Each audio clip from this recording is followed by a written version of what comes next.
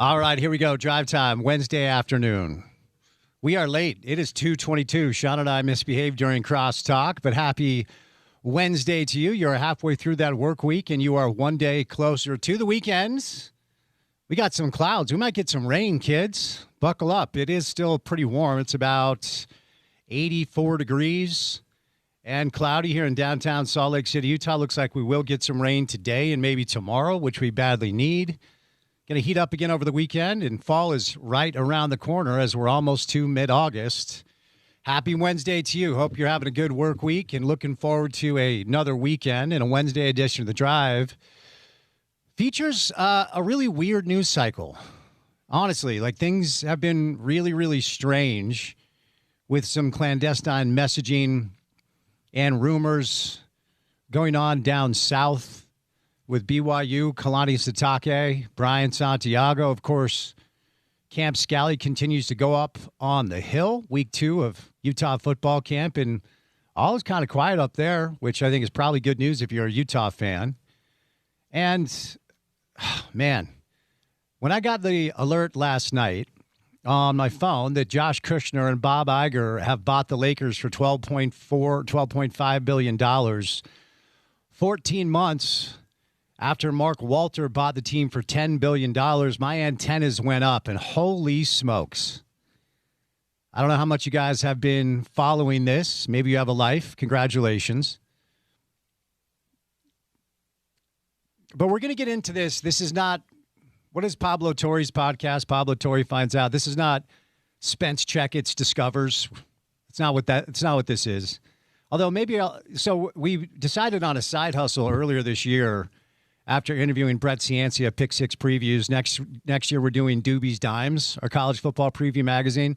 Maybe we'll start a side investigation show because there's some stuff going on here that is just absolutely wild, okay? We got a pretty busy show. We'll get to as much of it as we possibly can. To bottom line this, the Wall Street Journal reported a few weeks ago that Mark Walter is under investigation by the feds, the DOJ, the SEC, $16 billion in private credit deals channeled through an intermediary landing back in insurance companies that he owns, that Mark Walter owns. So he is under investigation from the feds. It was announced just a couple of weeks ago. Bloomberg reported about 2 hours ago that Mark Walter and his company, they're trying to raise money from investors to help pay down loans tied to its insurance businesses, which is directly tied to this SEC investigation and the feds investigating Mark Walter for these shady deals with his insurance companies. Mark Walter was at the White House 3 weeks ago with the Dodgers presenting Donald Trump with a LA Dodgers World Series ring. And then 3 weeks later, he sells the Lakers to Donald Trump's son-in-law's brother and Bob Iger, former chairman of Disney, for $12.5 billion, turns a profit of about $2 billion. And here's what's going to be interesting, okay? So Donald Trump pardoned Charles Kushner for tax evasion to the tune of $100 million. Charles Kushner is the father of Jared and John Kushner. And then there's reported $100 million loan from Qatar to save Charles Kushner's Midtown Manhattan's loft. That loan has not been paid back. So here's what to watch out for. Will Donald Trump pardon Mark Walter now? Okay. That's kind of the red herring that we're all looking at as a result of how this has all gone down. Now, ESPN did no report on this. Ramona Shelburne don't go on TV if you're going to talk about some amazing twist where they were looking at Vegas and now they decided to buy the Lakers. Like, I was waiting for somebody to say something out loud. Wall Street Journal reports that Mark Walter and his companies are being investigated for basically insurance fraud to the tune of $16 billion.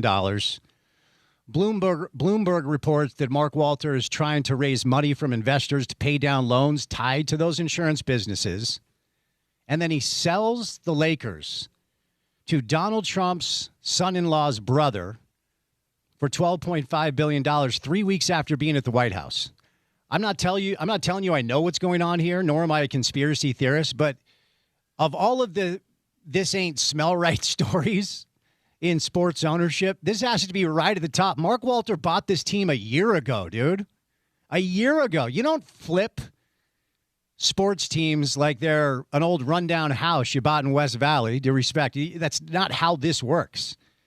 Just to give you like a general outline, typically you want to own a team for about 15 years. That's the goal, because over the 15-year period, that's when your tax incentives can start making a big-time bottom line difference to your business. Nobody has the goal of buying a sports team and flipping it within 10 to 11 months. That's not how this works.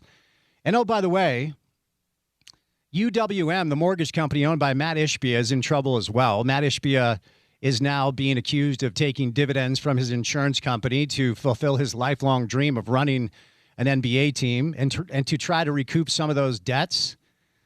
They put a $27.5 billion bet that interest rates would go down, and they did not.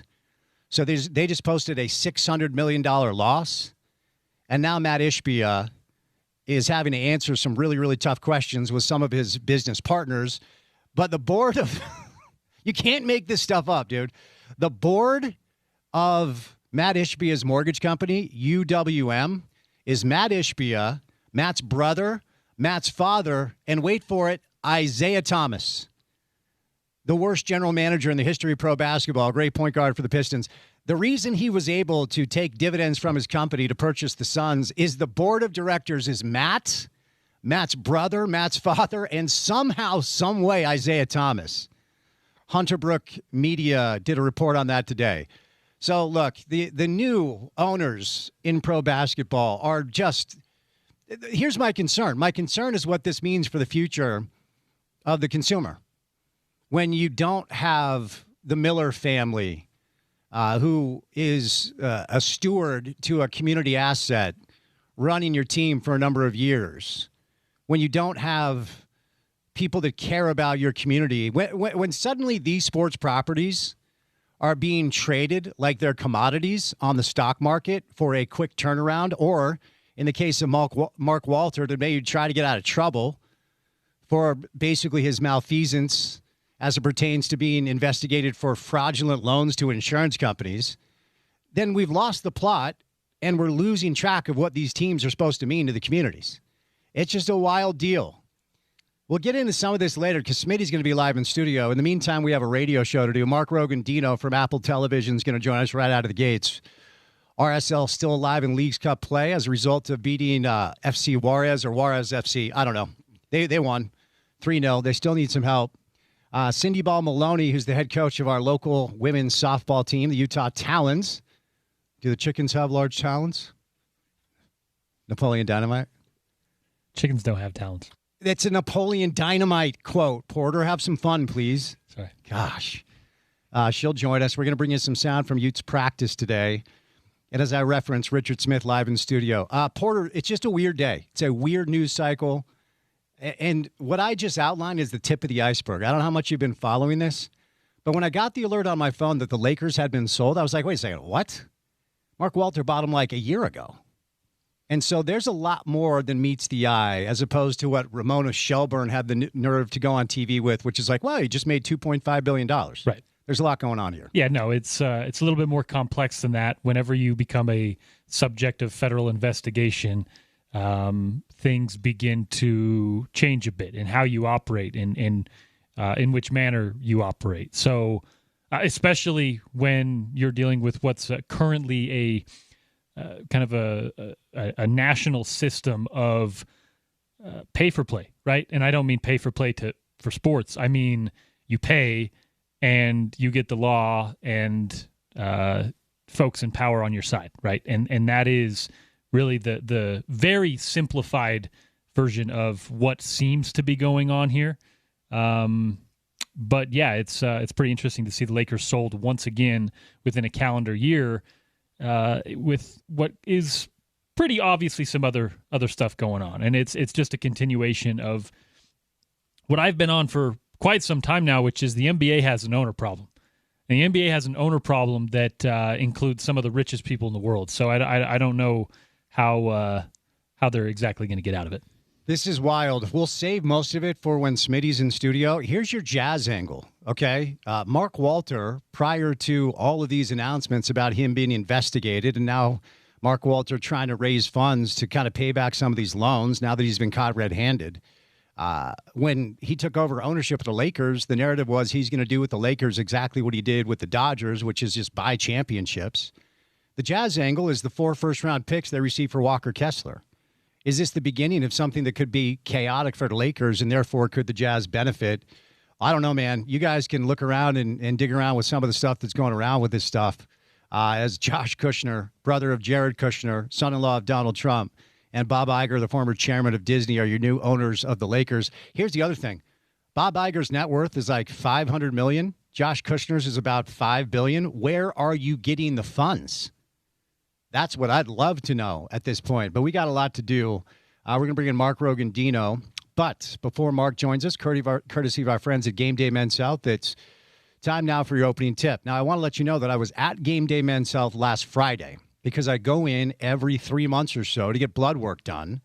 And that's part of their process. It's one of my favorite things about their process because they track your progress or lack thereof, right? So if you're moving in a good direction, if you're losing weight, if you're building muscle mass, if you're getting back in shape, you go in, you get some blood taken. It's like, okay, your levels are good here. Okay, we're a little bit deficient there. But if you start going in the other direction, they help you get back on track. As of this month, I've been working with them for 3 years, and I can just tell you the results for me have been more than I could have expected. I got into the best shape I've ever been in as a grown-up. If you're watching on YouTube, you can see me in this brand new RSL kit, the alternate kit, which feels a little bit tight, but Porter said I look like a soccer player, so I'm going to roll with it. And then because of their program, I go in, get tested every 3 months, and we kind of adjust levels, and it's kept me completely on track. Here's the deal, GameDayMen'sHealth.com. Go there right now, schedule that free consultation, and then you go in, get the consultation. If you decide to sign up, tell them you heard me talking about it. They're going to give you 50% off your entire first-year membership. It's our good friends at Game Day Men's Health. All right, we'll get back to this chaotic NBA stuff. I do want to get into the Kalani BYU storyline that's permeated throughout the news cycle as well. But we'll catch a break and bring in Mark Rogandino from Apple Television on a Wednesday afternoon right here on ESPN 700.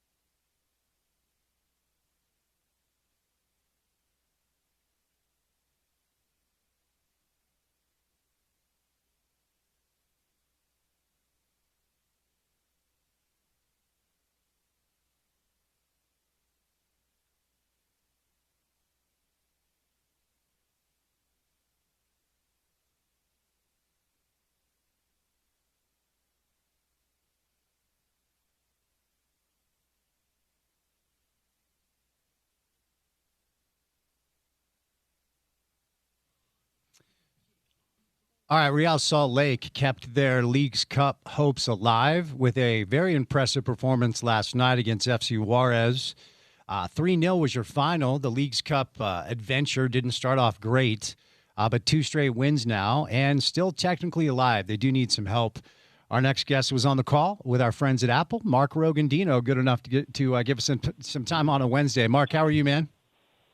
Spence, you sure you want me to come on? I mean, we could just keep probably bumping the Tribe Called Quest, and the ratings would go through the roof. Oh, no, believe me, if we were allowed to, I would keep it going. It's much better than you and I talking, but we can only play about 10 to 12 seconds on radio, as you know. Well, then let's kick it here, and we can talk a little Leagues Cup. There you go. Let's just start with your thoughts on the tournament. I will admit to not being all that educated prior to the start of it, and now with all of the guests that we've had on and kind of understanding the dynamic of a little bit of a rivalry between Liga MX and MLS, I've kind of enjoyed it in a way that I wasn't expecting. What about you? I definitely have enjoyed it, number one. But I also think you got to give credit to Leagues Cup itself for changing over the course of these 4 years, right? This isn't what it looked like when we started 3 years ago. And the fact that they decided, hey, let's have games in Mexico this year to try and maybe level the playing field and like reward some of the teams that are the elite teams in Liga MX. That's one thing. But also B, it didn't need to be every single MLS team qualifying into it so that it was, 2/3 MLS and then a third Mexican team. So I like that they evened it out and it's 18 and 18. And now, you have those 3 games in the group stage, phase 1, as they like to call it. And then you get an opportunity to try and qualify yourself into the knockout rounds. And I think that's exactly what Pablo's group did last night, is they put themselves in a really good position to watch over today and tomorrow and see if a couple of results go their way. I actually feel like their percentage in terms of getting in based on who some of those other teams play, like Chicago and Austin, I like them, and I favor them to get a spot in the knockout rounds. Yeah, it would be a lot of fun for sure after a rough start against a solid Tigres side, and ultimately they were able to get a point because of the penalty kick shootout situation where they lost 6-5. And then they've outscored both Atlanta and FC Juarez 7-0 over the prior 2. So just give me your overall thoughts as you call this game on just kind of the form you think RSL is in right now. I think there should be a lot of excitement for fans of the Claret and Cobalt, not only because of, where they are sitting in the table in the West at 5th coming, heading back in this weekend. But I also think that, like I said, the slow burn of what they did in Leagues Cup, to be able to get a point out of that game against, as you mentioned, a really good Tigres team, and then go on and just completely handle business. I mean, last night, I don't know that you could not check any other box that Pablo Mastroeni wanted, right? I mean, in terms of his substitution pattern, what he did, an early start, he wanted a goal in the first half. They got the goal in the first half. They dictated the terms of the game. They had the better of the possession. They had the better of the chances.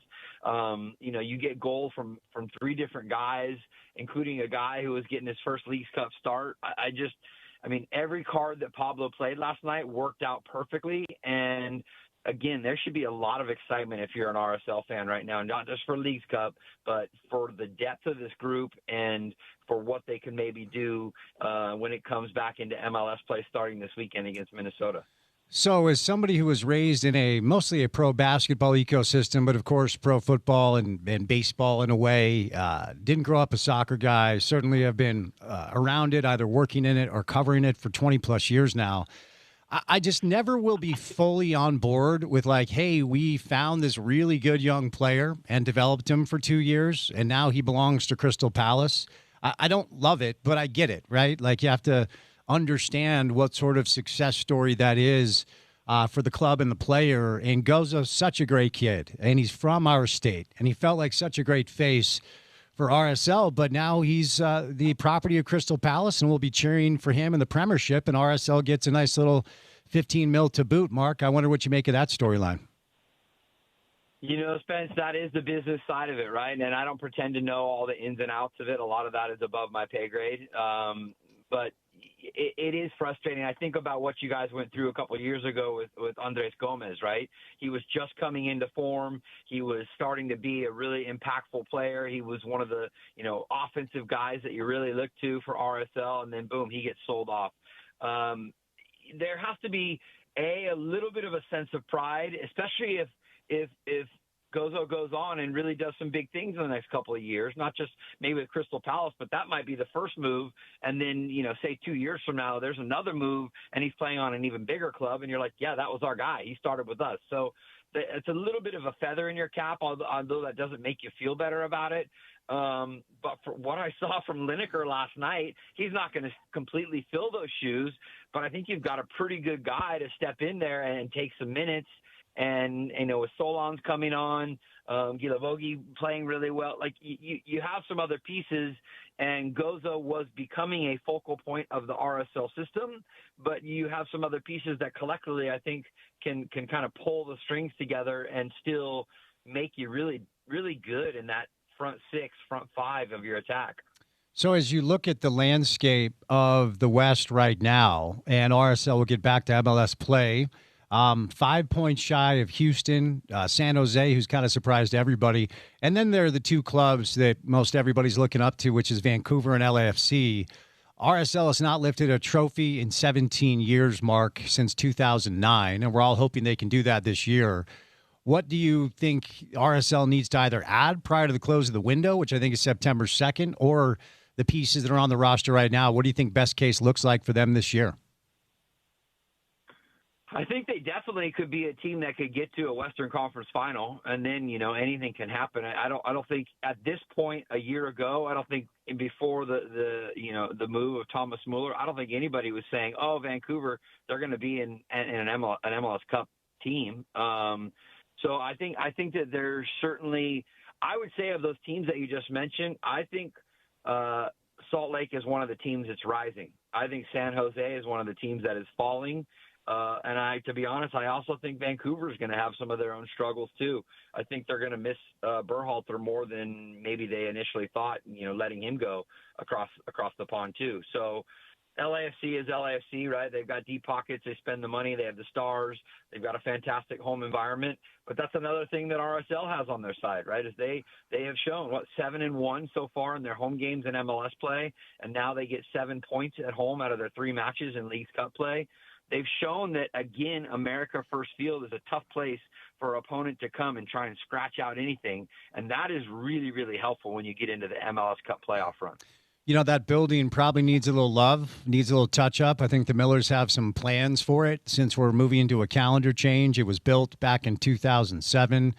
I have a personal affinity for it, and so I enjoy when I can head out and watch matches. And over the years, it has been a fortress for this club. That wasn't the case maybe 2-3 years ago, but to your point, they have reestablished this home form where ultimately all competitions 10-1-1, but they can't win on the road, Mark. I mean, that's kind of the deal. They have one road win.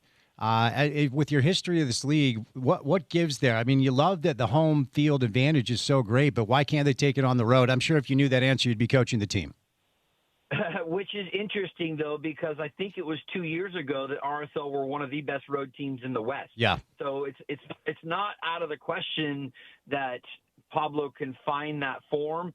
But again, the formula really in MLS is A, take care of your games at home, which they're absolutely doing. But then B, you've got to find a way to scratch out some points on the road. So whether that means some draws against some teams that you're probably supposed to get something out of, and then here or there, you get a win here or there, but say, and I don't have their schedule in front of me exactly, but, say you go on the road and you take on an LAFC, can you grind out a point at BMO Stadium in Southern California? And to the other point, if you go and you play the Galaxy, a team that's certainly down over the last 2 years, can you go there and you win games there, which RSL has done? So why can't they win on the road? I don't have that specific answer. I couldn't. In fact, I'm on the game this weekend. So Heath Pierce and I are on the game for Apple again this weekend. I'm coming back out to the Wasatch Front. But I will definitely pose that question to Pablo and hopefully have, a little more clarity on that. I think he told me before this last game last night, he told me I think I'm just discovering the depth that I have. And you saw that in the moves when he takes Morgan off at halftime and he brings Solons on, and boom, all of a sudden, less than 10 minutes in, he finds the back of the net. He's your most informed striker right now. I mean, 3 goals, I think, in the last 4 games across all competitions. The Spanish kid is showing you why it's going to be tough for Pablo to leave him not out of the starting 11. So I think that while they haven't had success on the road to this point, I think that if you could say the rest of the way leading to the MLS Cup playoffs, if you can win, say, 3 road games and draw a couple of road games, you're going to feel pretty good about your point total, and you're going to feel pretty good about your record come late October and into early November. Dude, you're like Instagram famous. I just pull up your Instagram. You're like Instagram famous. What's going on here, Mark? Hardly. It's all smoke and mirrors.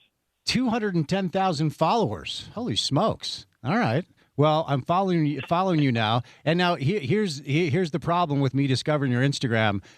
I'm discovering you're a golfer. So now we have to talk golf. 13 handicap. I need to know your strength and your weakness. I've got it down to an 11.5. That a guy. I am a shout out to actually a guy from out there in the Valley, my former partner on the Clippers broadcast team, and you guys know him out there now on the Jazz broadcast. Mike Smith and I. Yeah. Mike Smith and I played a lot of golf together, and Mike Smith would probably put it perfectly like this, Spence. I am a 15 off the tee, but from 150 in, I'm a 4. Oh, okay. So if I have a good day off the tee, I'm going to shoot a good score. But if I don't have a good day off the tee, then that short game is what kind of can keep me in the running to maybe win a couple of side bets. Well, that means you're grinding, because the short game is where the work comes in. I actually played in a tournament with Mike last year. When you were playing with him, was he using that big dopey putter? He did. He did the straight on the GP putter. In fact, he was actually a very good putter when normal standard putting style when we first started playing, and about a couple years into it, he switched to that. And his theory, as I'm sure he told you, was, for those that don't know, our friend Mike Smith, he's 6'11", and he can hit the ball 280 plus yards off the tee, and he's I think he just turned 60, but he putts facing forward, so the putter is on his right hip, swinging back and forth like a pendulum. It's very awkward looking, but he's really good at it. He's a very good player. It was fun playing with him. He said, my goal today is 6 birdies. I was like, oh, all right, well, let's go. And sure enough, he got 6 birdies. So the fun that we share that passion. I've become addicted to it. I did not play as a young person. I very much wish that I did. But I'll ask you one more question, Mark, and then I'll set you loose. I kind of always push back on the whole, like, all right, the World Cup is going to change soccer domestically. And then you experience what we all just experienced. And look, I don't think it could have gotten any better with all of the noise about, will America be able to pull this off? Will the United States be able to pull this off? And it certainly wasn't perfect. And there's corruption in soccer like there's corruption in every sport. But last time we had the World Cup in our region, it directly led to the creation of MLS. What do you think the hope is as far as the World Cup boost the game seemed to receive here domestically? Well, I think you're talking about the World Cup bump, and that bump in 1994, exactly like you just put it, was the creation of Major League Soccer. We've seen what that has happened now over 3+ decades. I think this time the World Cup bump around is people seeing how much we love the game, and it's not just about the NFL, MLB, and the NBA. Listen, are we on that level yet? Of course not. But we are closing the gap, and it's still going to take plenty of time and energy and grind to continue to close that gap. But I think people are all of a sudden saying, oh, wow, Americans, they actually really do like their football. They actually really do like their soccer, and they're invested in it. And we can go to stadiums and see and have conversations in a bar after with them or before with them and see that they're knowledgeable and they understand the game and they have a passion for the game. I was fortunate enough to see 3 different games in LA out there at SoFi, and I mean, it was, I'll never forget that first half against Paraguay. It was, I've never experienced anything like that. And so I think that is part of the bump of our culture is growing. And I'm sure you've experienced it too, right? How many people they know that you talk about soccer on the radio. And so now when they see you, they want to talk about their World Cup experience. They want to talk about, so then what's happening with Real Salt Lake? The conversation is opening up to so much more, and the scope is that much wider from this 2026 World Cup and the success that it was. Do I feel like we could have nudged it one more notch or two with playing good against Belgium and not having that group of people that are like, oh, yeah, we knew it. They weren't really that good. They got crushed by Belgium. But those people don't really know the game, and they don't really know the ins and outs of what can happen to a team on a big stage like that. And unfortunately, we're going to get another crack at it, hopefully in 4 years. Mark, thanks for the time, man. If you ever get out here with a free afternoon, let's go swing some clubs, okay? Hit up T Fitz. Tell him I'm trying to come out Friday early so we can do it. Hit up T Fitz. Let's do it. No, I'm not playing with Trey. I will not play with Trey. But anyone else, me, you, and Pablo. But I refuse. He's a cheater. I will not play with Trey.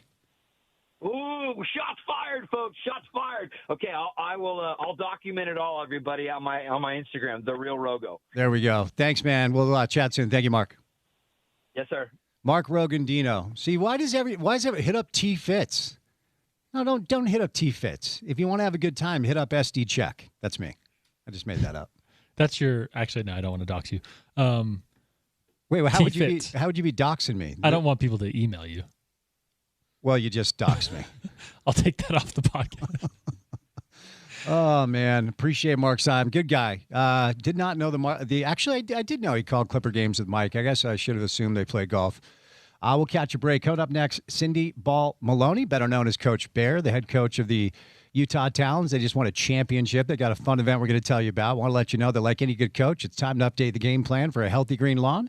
As the hot weather continues this month, make sure you're using IFA Step 3 Spring and Summer Lawn Food for healthy turf that stays green in every season. IFA Step 3 Lawn Food, it's the ultimate lawn owner power move. More can be found at ifa.coop online.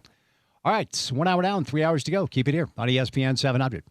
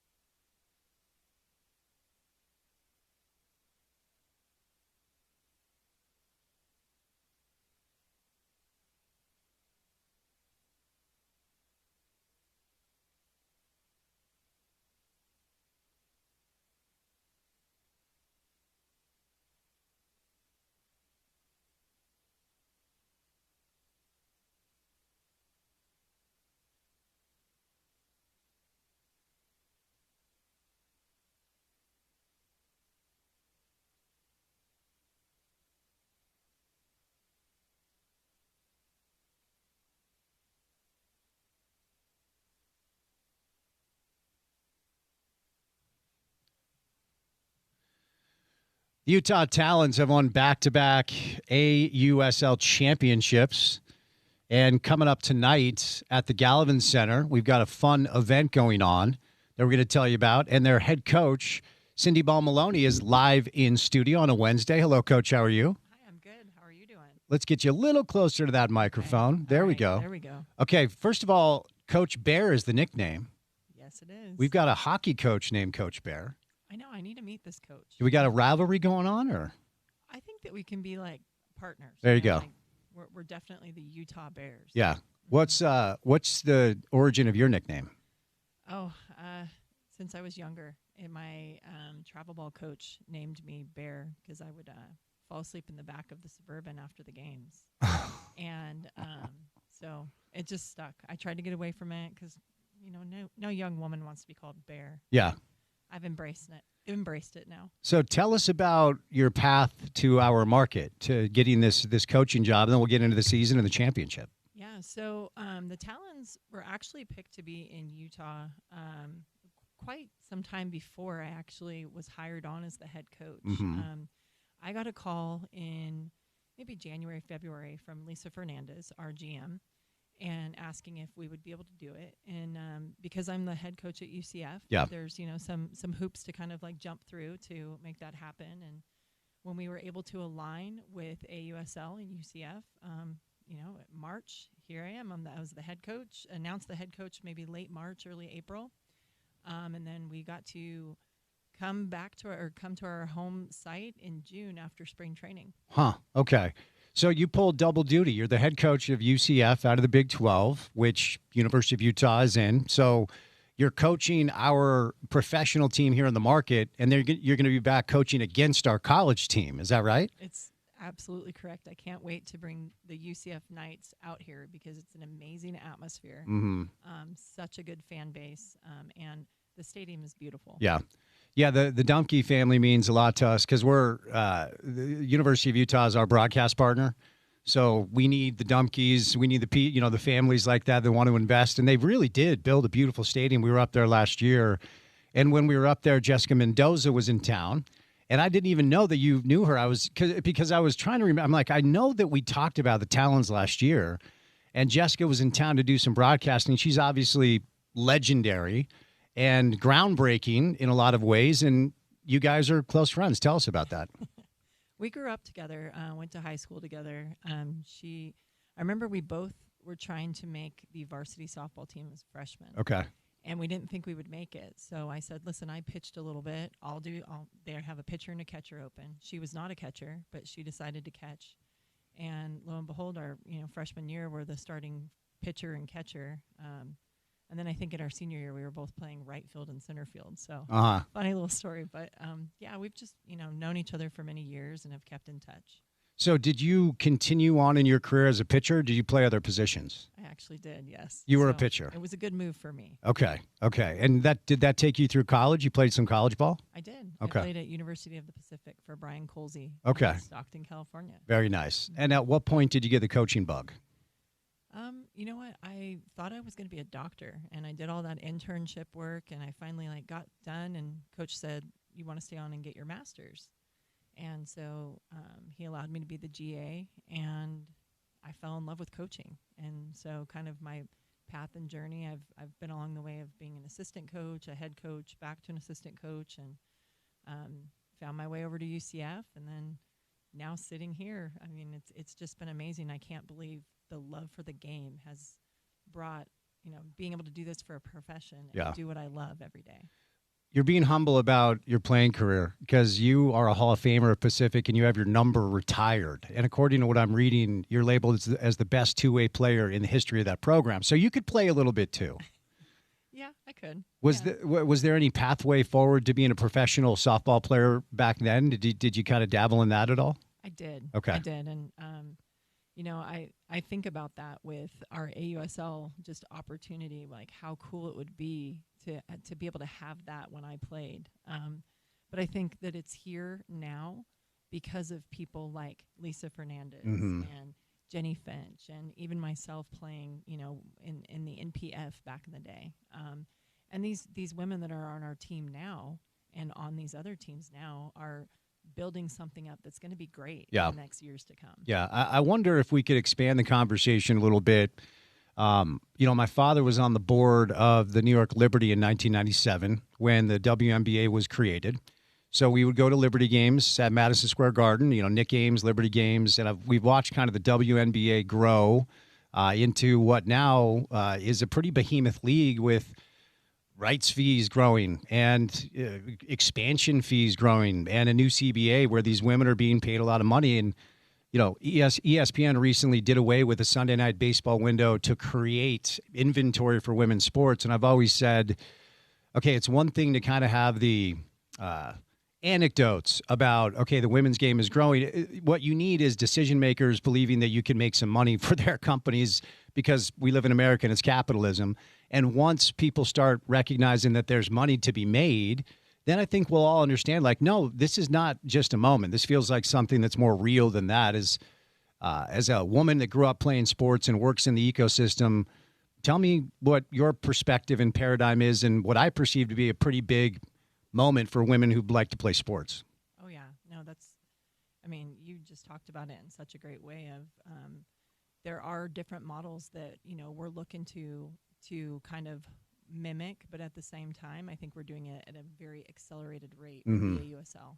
The backing from MLB, our commissioner, Kim Ng, she's been with MLB and in different roles with that. I mean, it's just the amount of just audience that we have. We were on network television for the first time, for professional softball this year with our championship series. There's just so many things and so many ways that we're growing.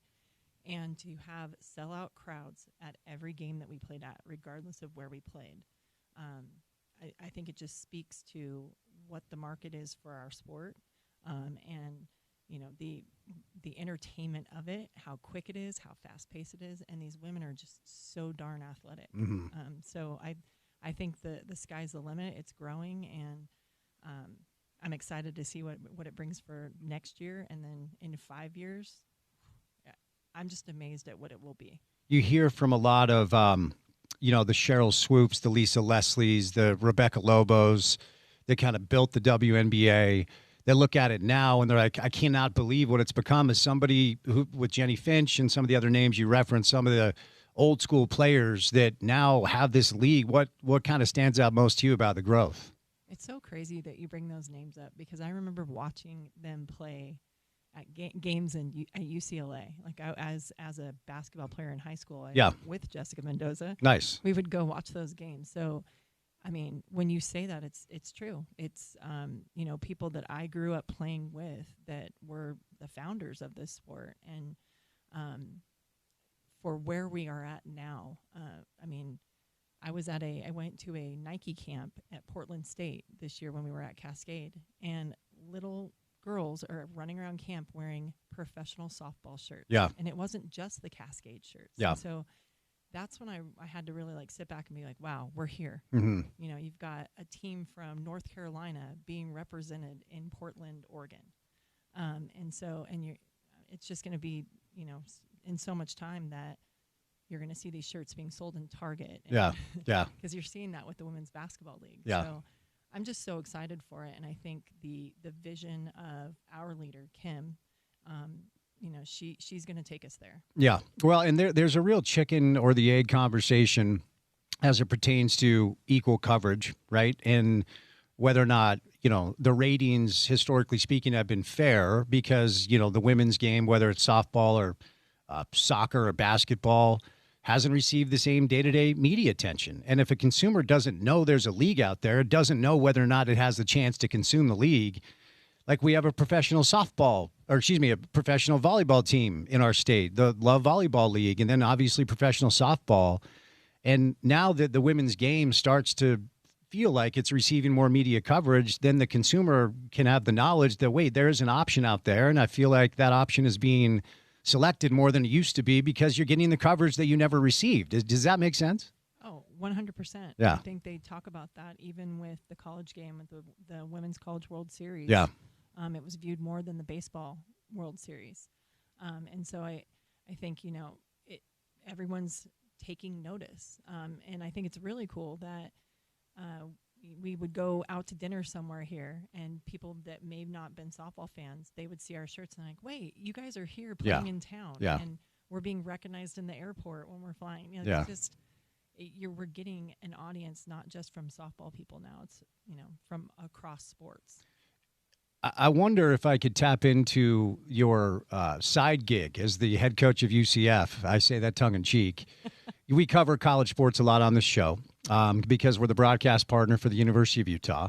And as a head coach of a program in college, you're better accustomed to talk about how this stuff has changed in a way that most people don't fully understand. I always kind of get a kick out of talking to the former athletes because I wonder if you think back to, you being a really good player, and I'm sure back then it was a bagel and a bagel with cream cheese, like the difference between meals. And now these players can actually make money. And it's a challenge now to kind of traverse this new landscape, whether it's football or softball. What have those challenges been like for you? I mean, I think they're great challenges. Mm-hmm. And yes, the joke is if you had to use a fork or a knife, then you couldn't feed them that. Right, yeah. But I think they're great challenges, and I think it's just something that we have to learn to evolve with as well.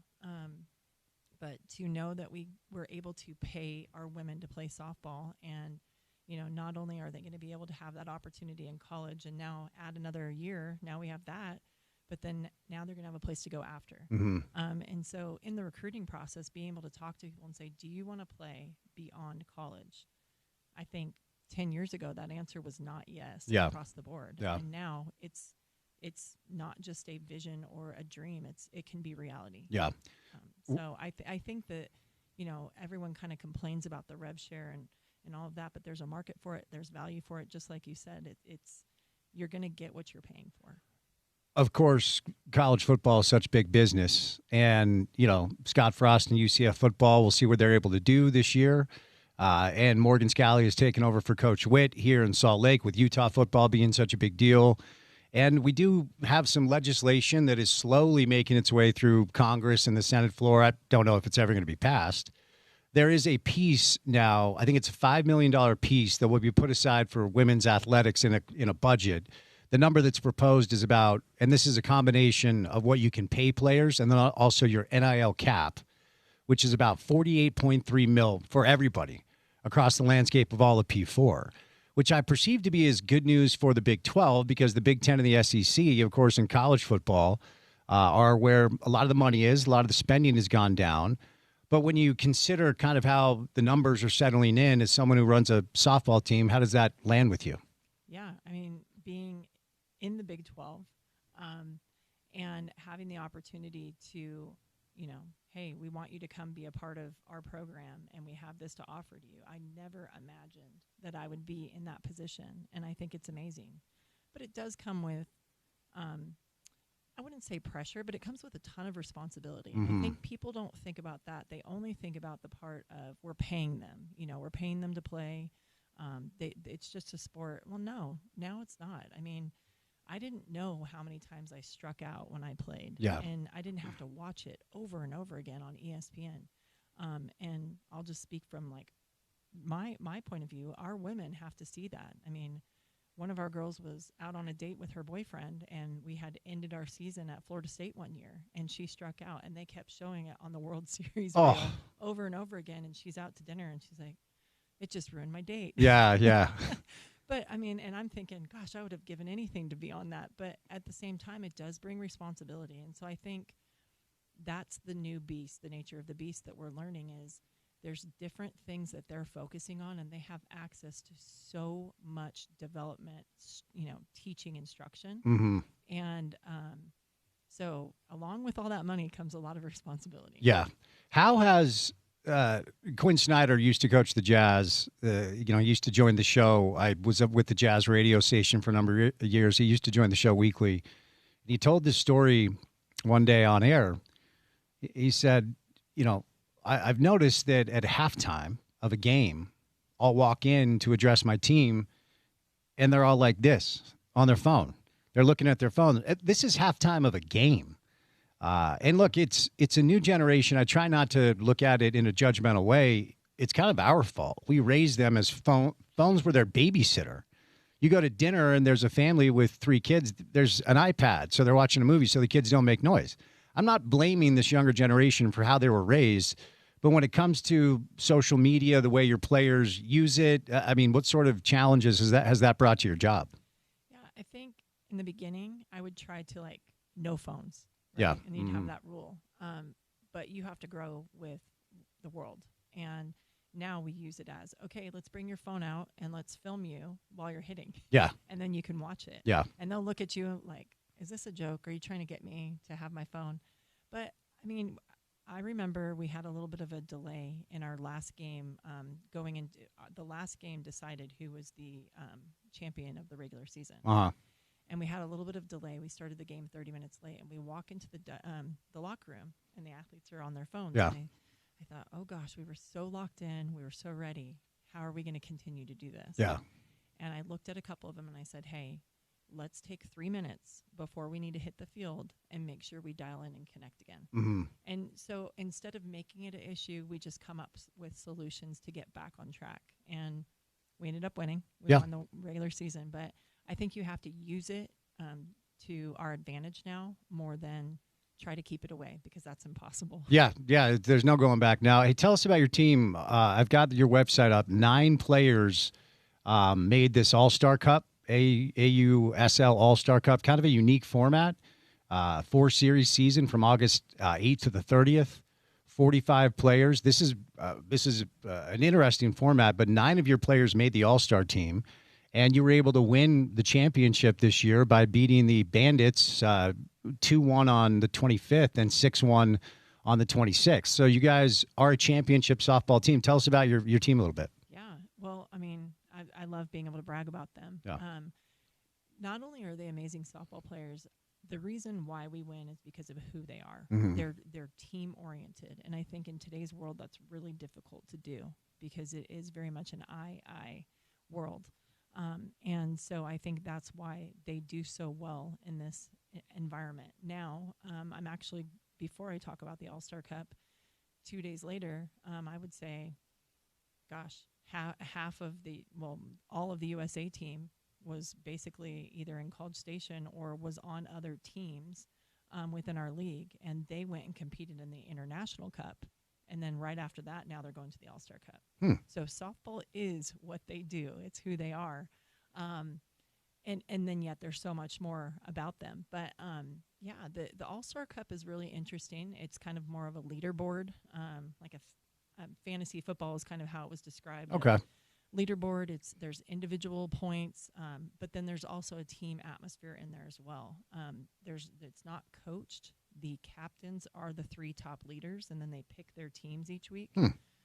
So it is a fun piece of it, and I think they enjoy it, and they get to play a little bit freer, and maybe take a few more risks. And, I mean, I'm going to brag on the Talons are doing a great job. You've got Megan Framo in there who didn't get into one of our championship series games as a pitcher because Corrick and Fouts did so well.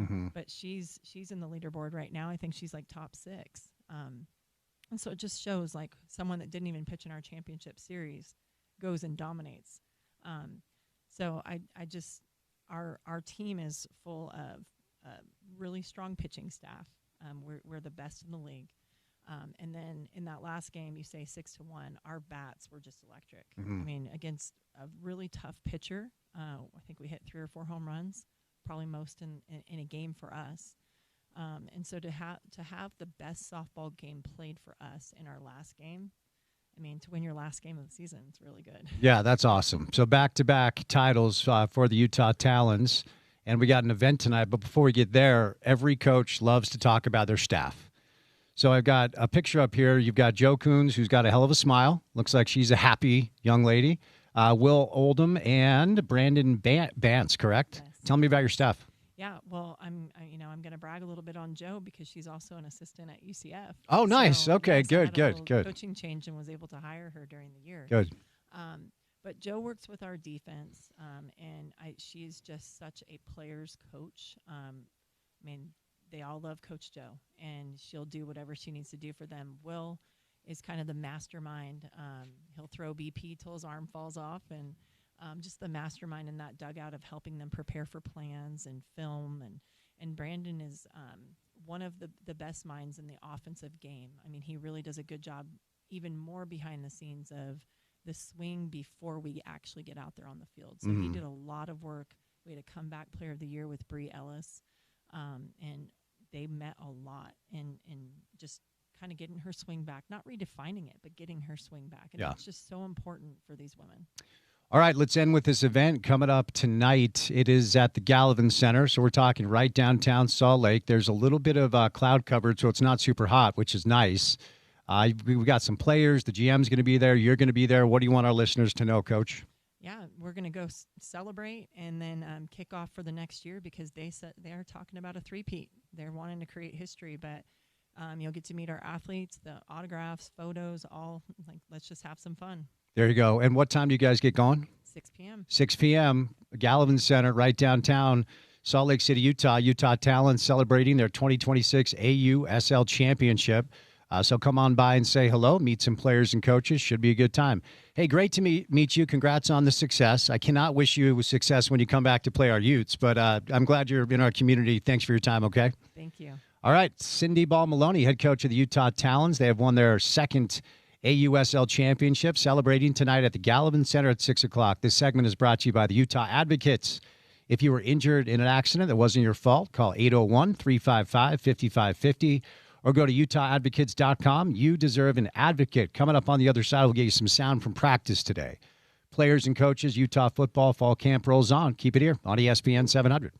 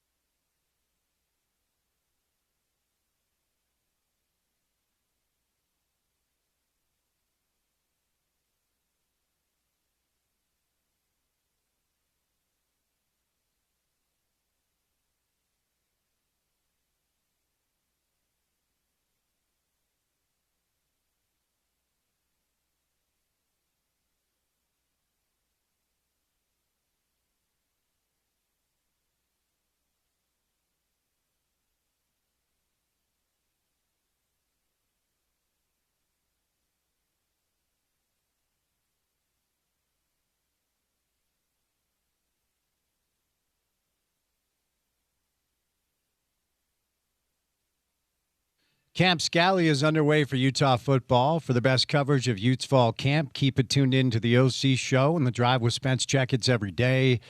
And visit ESPN700sports.com. Camp Scally is brought to you by XL JBR Beer Bar, Citron Cooperman, and your Utah Toyota dealers on your home of the Utes, ESPN 700 and 92.1 FM. How do I look in this RSL kit? I think you look like a soccer player. I think you're looking trim. Okay. Looking like you could go out there and, I don't know, maybe give Pablo a few runs. So based off of your intimate, deep soccer knowledge. Yes, very, very much so. Let's say you're at Harmon's and I walk in.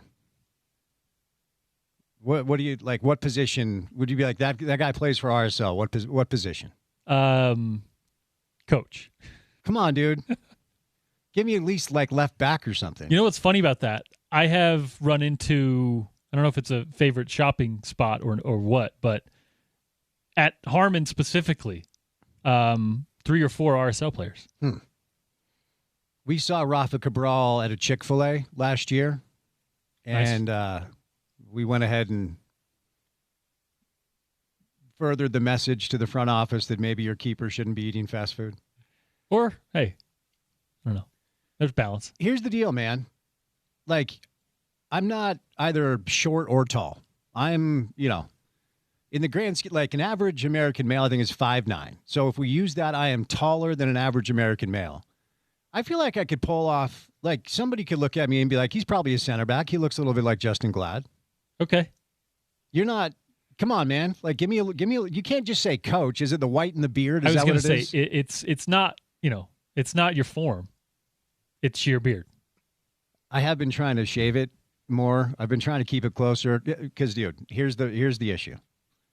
If I grow it out the way I used to, we're about 70% white at this point. Just for men? I'm not dying. Do you remember when Dave Fox dyed his hair? I do. Oh, Dave. Lean into it. I'm go white beard. I'm just aging gracefully, okay? The other day I was getting the hair ready for the TV stuff. We're talking silver. It's already in. I'm not even 50 yet. I think you should lean into it. Oh, I am. But you give me 4 or 5 years, we might need to have a conversation. It's going to be gray and silver. The beard's already 70% white. I mean, there's nothing wrong with that. I'm too young to have this going on. It's the stress level in my life. It's because you as my producer caused me the stress every day in my life that my beard is now white. You are too young? Yes. I'm 48 years old, dude. I'm not supposed to be all white yet, all silver yet. Literally halfway to 96. Yeah, but I feel like most people that go completely silver and white are in their 60s. Yeah, or far before then, You could have done this 10 years ago. I've seen that plenty of times. You know who I feel bad for? Like my friends that you can tell starting really in like high school, like that guy's going to be bald in his 20s. Yeah. I have several friends that were bald in their 20s, and I always felt that's too young to be bald. I had a kid that, I don't know if he just had bad hair genes or what. He could grow a beard in 8th grade, but was already going bald. Literally freshman in high school. Yeah. So, I don't know. You just play the cards you're dealt. It's a depressing day when you realize So, my grandpa, may he rest in peace, came back to visit us back east. I was 16 years old. And I always wanted to be like my dad's 6'5". My brother Andrew's 6'3".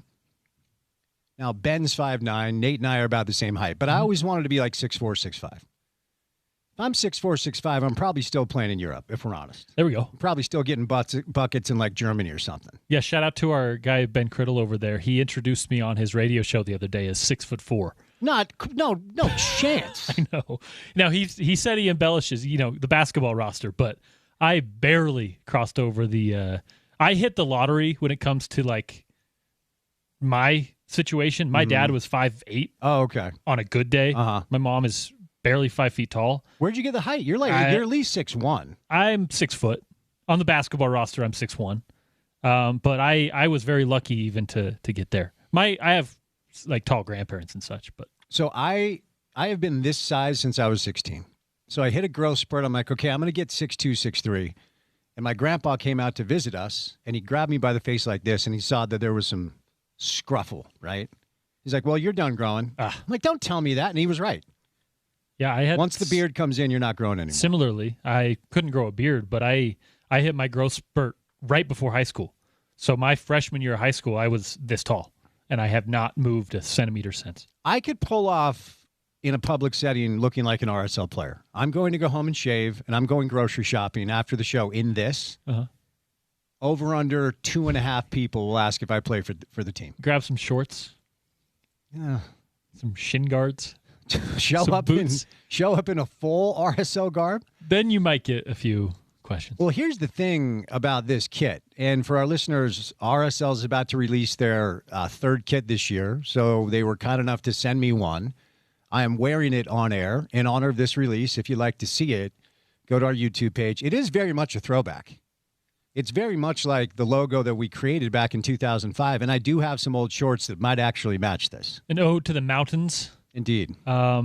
Is it black, though? There's no claret and cobalt there. That's dark. This looks like, it doesn't look black, but it's close. Maybe it is, actually. What does it look like to you? Because it looks black on our stream, at least. But I like it. That's the main part. So check it out on the stream. We're going to send out a couple of pics online because they were good enough to send me one. So we're going to give you guys a little bit of a sneak peek. Let's do some Utah football sound instead of talking about the gray in my beard. How about that? We can do that. We can get back to that. Camp later. Scally going up on the hill. Let's start with the offensive coordinator. Offensive coordinator, of course, from Utah State. Here's a little bit of sound from Kevin McGibbon. Morgan has talked about how you fit your offense to the personnel. As you've kind of surveyed this team, what do you feel like the strength of this team is and where you want to design your offense around? I think always first and foremost, I look at the skill set of the quarterbacks.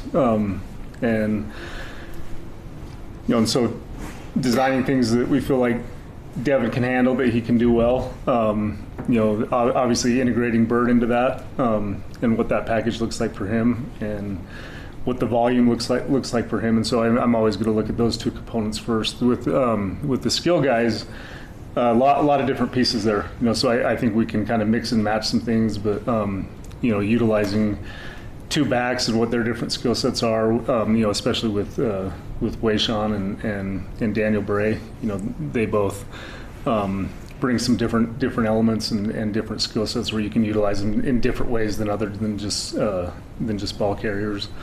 And then trying to look at the versatility of the wide receivers as well. There's, sometimes those guys are just wideouts, but there's guys that that you can put into a little bit different roles sometimes as well with the wideout groups, and still trying to formulate that to its fullest extent, but starting to get a better understanding now. Coach, Dev shared on Monday that he'll have the ability to kind of change things at the line of scrimmage, pretty simple stuff. But what has he done to earn your trust in doing that, and how do you kind of help develop that in him to make sure he's making the right decisions? Yeah, just kind of always a slow process with that, just making sure that he has command of the offense, and so as you go throughout spring, you just kind of integrate little things here and there. He's already exhibited, even in the two practices we've had up to this point, much better command of what's going on, and so. He did some things in practice yesterday with some protection checks that were not anything that he did in the spring, and so he directed some things to handle some pressures in defense. And so we're giving him the keys to the car in that element.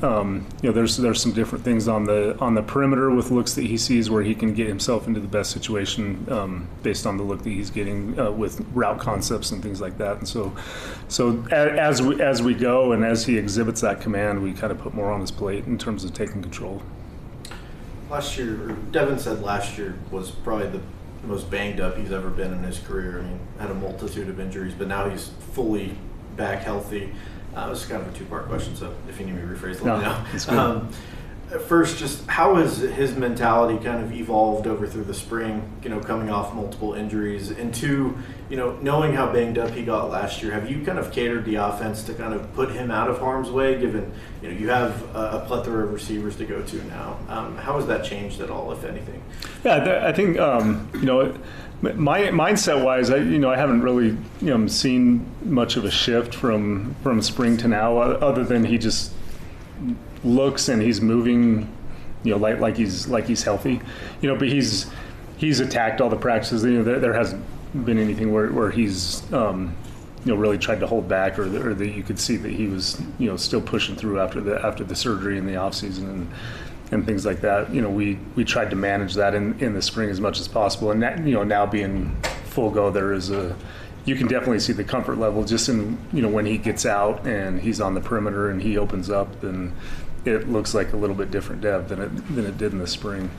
What was the second part? Sorry. Just given how banged up he was last year, and now that the offense has so many weapons on the perimeter, does that change maybe run heavy versus maybe pass heavy? Yeah, I wouldn't necessarily say the run pass ratio. That can always change from week to week based on how you're trying to attack an opponent. But I think given the fact that we have weapons out there that we want to feature, then that could shift a little bit of the focus. I think what we tried to focus on in just with his development, knowing what he can do, has pushed him into that realm a little bit more, and then always sensitive to to how many hits the quarterback is going to take. Whether it's how we're constructing our protection or what we're doing with him in the run game, and then also knowing how much he just creates on his own, and so that's something we're going to have to manage. We're going to want to utilize his feet. We're going to want to create numbers in the run game, the advantage that you can have when you involve some quarterback run game. I don't think we want to take that element of the offense away, but in terms of the hits and the types of hits that he's taking, definitely want to manage that. Over the summer, Devin took the wide receivers down to Arizona with him to train. What have you seen from him as his growth in terms of the leadership, but also just what does that do with the connection with him and the receivers and what you're trying to build? And is that something that is common for a quarterback to take it to that level in the offseason? They're always going to. I think guys are always going to put in work in the off season, going to the extent where you take them down to Arizona and do something like that. Maybe not to that extent, but he is. I think by Coach Scally, myself, with Coach Gunderson, we've tried to push him into that leadership role, and guys are reacting to him, because of the type of player he is, and so he has influence that way. But just using his voice, a little bit more influence, and then creating that connection, creating that chemistry. The chemistry is something that we're trying to build on a day-to-day basis with the team and the offense in its entirety. But he's been more vocal, and you can tell that there has been a connection that is starting to be established, or getting established with the work that they put in the off season, and that manifests itself in practice the last couple of days. Also, there were, like I said before, he has the ability to change some things. And I want them to take ownership of the offense. I want them to kind of put their flavor on it. But he gave the receivers a check that we never talked about. So that was talked about sometime in their off-season training when they were together. And he saw something, and the receivers reacted to the check, and he threw a big play off of it, because of what he saw in attacking the coverage. And so, I just kind of looked over at Gundy and said, I don't know what you're teaching these guys, but that was kind of cool. From the end of spring to now, where would you say the offense has made the biggest jump? I just think I think from a cultural standpoint, there's a way we want it to look. There's an effort that they're giving on a down by down basis. That is something that has been established with the defense, prior to this year with Coach Scally, that he wanted to carry over and make it a team mentality in terms of the culture. And so we were really trying to push that. That was really coach driven in the spring, just getting that to show up on a play-by-play basis in terms of the consistency that we want. And so that is showing up way faster than it did in the spring. And so that culture piece of it is carried over. And then, in the first 2 days, two installs, and the first install kind of vanilla, and then we went from 0 to 100 in the second install with all the things that we're doing. But in the spring, that came as kind of a shock to him. Didn't handle it real well. There was just the level of focus it took to execute that install. Yesterday it was like clockwork. I mean, the way that they ripped through that thing, and there's always a lot of details, but how clean it looked from an operational standpoint was pretty impressive, the way they carried that over. Last one, JD. How do you feel like Bird's development, particularly as a passer, has been going so far this year?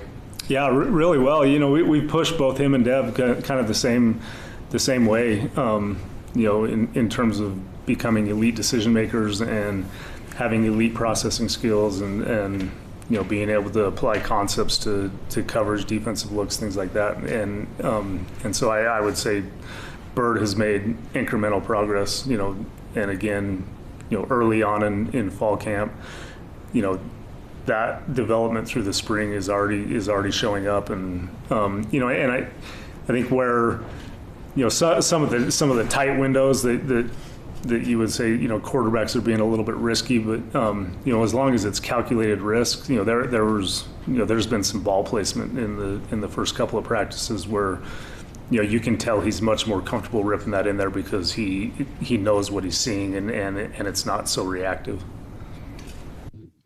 All right, some good stuff there from the new offensive coordinator for the Utes, Kevin McGivern. Want to remind you that if you're looking for any Utah football sound, ESPN700sports.com, our website is where you go. We'll continue now. A lot of questions about the offensive line. We talk a lot about Morgan Scalley replacing Kyle Whittingham. Well, Jordan Gross is replacing Jim Harding. A lot of people really think highly of Jordan Gross, including Dr. Chris Hill, who was in the studio this week. So let's hear now from the new offensive line coach at Utah. Here's Jordan Gross. Jordan, how comfortable are you feeling now as a coach, now that you've had spring? I know there's still a lot to go, but how comfortable are you feeling right now? Yeah, feeling very settled into the role. Just the people, the offense, the way Coach Scalley wants things done. Definitely excited and anxious for focusing right now on training camp and making sure I'm as prepared as I can be and giving these players everything they need to succeed. Supporting the vision that Coach Scalley's got in place for this thing, and then, anxiously anticipating the first game at Rice Eccles. I've been in that stadium a ton of times, but never in this role, so that'll be a new experience. I just got to go jump in and get my feet wet with that, but so far so good. Coach, who are some of the players from the last time you saw them in the spring to now the start of fall camp who have made the biggest growth in their game, would you say? Cedric Jefferson's had a really great summer and off season from that springtime to now. He wasn't on this roster last season, came in from Montana State and put on a lot of great weight and just a grinder every day. He's done a fantastic job. Ike Garcia also started spring ball not able to participate, coming back from his injury from last season, and by the end of spring ball he was looking great, and now that's just continued on into camp. Our veteran guys, Al Harrison, his name comes up a lot. It's just so exciting to see him in this role with the opportunity to be a starting center, and he's waited a really long time for that, and give him a lot of flack about how old he is, but that experience at the same time is so dang valuable, and he's just been rock solid for us. Honestly, I could go down the list.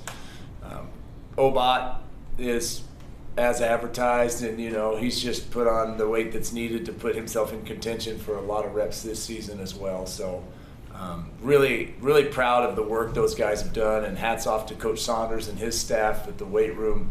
Productivity this summer was really above and beyond anything I would expected to have had happen in that short amount of time.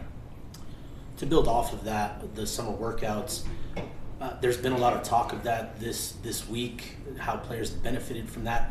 What do you, as the offensive line coach, what can you take away in the first week of fall camp? Obviously, the next step is putting on the pads and all that and seeing the benefits there. Most every player put on weight this summer, and we want everybody as big as humanly possible to still be able to move and play your position. And so what was nice about witnessing the summer program was with those big guys were moving constantly, dynamically, and doing cardio stuff, pushing things. So it's not as if the goal is just to sit around and eat a bunch of steaks and get as big as we can. Now, that being said, anytime you put weight on, so Zeraway Williams is a great example. Zeraway at one point this summer was up to 331. And, that's at a body fat percentage under 26, which is just incredible. But that's still more weight than he played at last season. So what I've witnessed early in camp was that the guys got to get used to that added weight, even though it's muscular density, and the body composition information says, man, this is the right thing that we've done with this weight gain. It just takes a little time to get used to moving around an extra 10 or 15 pounds, and that's the way camp always is, especially for the big guys on both sides of the ball. You start running around and pushing on each other. That cardio that you did in the summer just isn't the same. And so day 2 is a lot better than day 1, and now I expect the rest of this week to just continue to climb. Assuming the starting 5 isn't necessarily locked in, maybe not even your first few weeks of the season, how many offensive linemen do you feel are comfortable kicking off Big 12 football today? Yeah, great question. It's just been such a cool experience watching these guys embrace this opportunity to contribute, where for the last few seasons there was just some pretty solidified starters on that O-line. And so, I mean, I would say that I feel that there's 10 guys that we can take into a game and we can play football with. And that number could grow or shrink depending on what we see the rest of the way through camp. Doesn't mean that everybody's the same level of player and each one of those guys are the exact same, but they've really done an incredible job of buying into what we're doing and getting themselves to be able to compete. And that's what you want as a position coach, is to have competition and guys pushing themselves in our own room so nobody's comfortable. And when they're hungry like that, I'm not comfortable, because I know they have a mission that they're on individually and as a unit, so I have to be ready with all the information they need, all the meeting time they need, all the film study they need, all the tips and all the individual technique drills we can do, so that I'm giving them every chance to seize the opportunities they have. Is there a certain point in fall camp where you want to establish a starting 5 so they can start getting chemistry with each other going into the season? I wouldn't say we have a date in mind. Coach Scally runs the show, so I would lean on him a little bit to determine if there was a hard line in the sand we had to arrive at. My position group is the biggest on the field, so it's rare that you have everybody fully healthy, fully available every day at practice. So we could start a starting 5 right now. I would guess that Keith Olson would be on that list, but he's not practicing because he's got a sore hamstring right now. So O-line is always a work in progress and always fluidity to it, and starter mentality is what we talk about more in our room than being a starter, because perfect example, yesterday in a drill we're doing, Nick Halleck, who's a really bright future here as a young guy for us, but he's further down the depth chart. Guys are, whatever happens in the drill, all of a sudden, I need a guard, Nick, get in there, and Nick's running with 2-minute drill with, the second group, whereas that wasn't where he was at to start the day. So that creates a pretty battle-tested mentality for our guys, and man, I'm sure embrace that way of thinking. Last one from Dan. You talked about potentially having 10 guys that you could, if there was a game tomorrow, you could go in and play football with.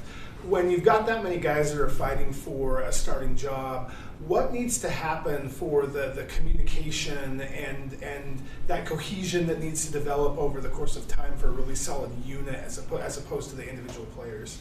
Yeah, that's a great question. I firmly believe in honest communication with the players. When we exited spring ball, we did one-on-ones, Coach Gerke and I, directly telling everybody where you ended up on the depth chart, what we see you need to work on, and what you're good at. And some of those things aren't really easy to tell young kids, but that information is critical for them to know where they stand. And so then we did the same thing coming out of summer before we started camp. Here's what you can expect rep-wise, here's where you're at. And really just not making it the elephant in the room, right? Open conversation about that we are in competition, that we're all one team, that you got to have starter mentality. And you've got to show love to everybody, treat everybody the same, be the same fairness, and hold yourself accountable. We're in meetings. We have meetings this morning. I put a diagram up on the film or up on the board, and there's mistakes on there. Man, guys, I screwed that up. That is not good. I got to do better than that. If you guys see something, say something. And so we all know that the ego is kept at the door when we come to that O-line room. And man, you might not be selected as the starter, but your value is great in our O-line room and on our team. Thank you, Coach. It was a fine question. Okay. It wasn't a great question. Are you coming at me? It was a fine question. I'm not knocking on the question, but can we be a little bit less hyperbolic about how effusive we are with our praise? It was a fine question, Porter. I agree.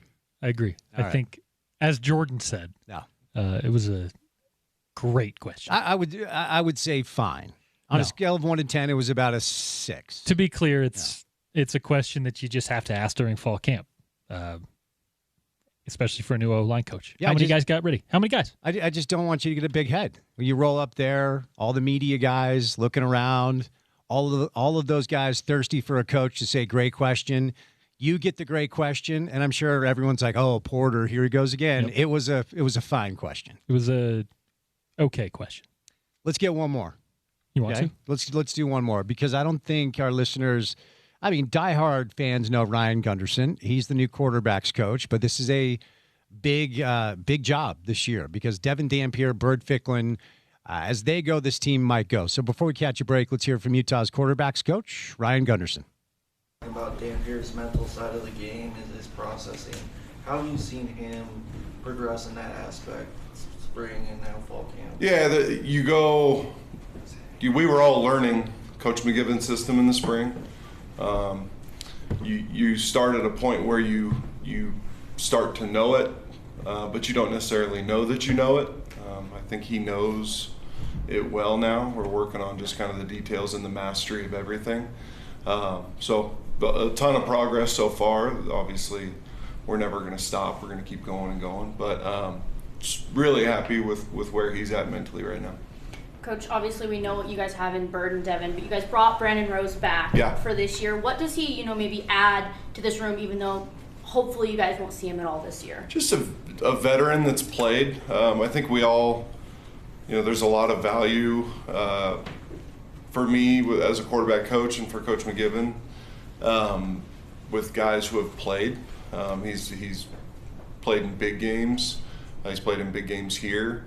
So just that experience of having one more guy on the roster that's been in there was kind of really the driving force behind bringing him back.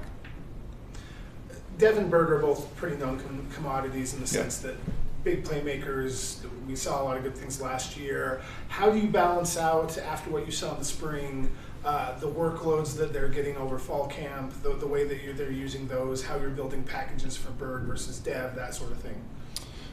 Yeah. When I got here, I think the first conversation we had was, we know these guys are playmakers. They've proven that at a high level. We know what they can do, and we know they can do it well, and we will always lean on that. What can we do to help make them better?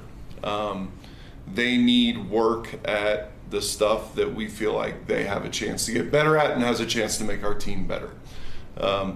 We've got a talented group of wideouts. I think, the guys that were here, guys that have been brought in, all those skill position groups have some very unique tools that are going to be fun to use during the season. So finding some new and different ways to get them the ball, they need accumulated reps at those things. Just so they feel comfortable and they've been able to problem solve. And we know we can throw it here, but what's option 2, 3, and 4? So those reps are critical, and those reps also develop confidence for those two. So we'll get them the work that they need, and then really it's about getting the ball to the playmakers on the offense and making sure they know how to do that. Coach, Dev talked about having the ability to change things, having the freedom to change things at the line of scrimmage. How do you go about evaluating the play in general and whether it's successful or not, and weighing that against the process of getting to that decision to make that change? Yeah, there's a couple things there.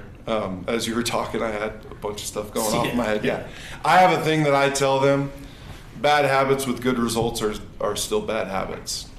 Those might work for somebody, but they're not going to work when I play somebody that is more talented or, against a really good team. So we want to do stuff over and over again that gives us the best probability or the best chance to be successful over and over again.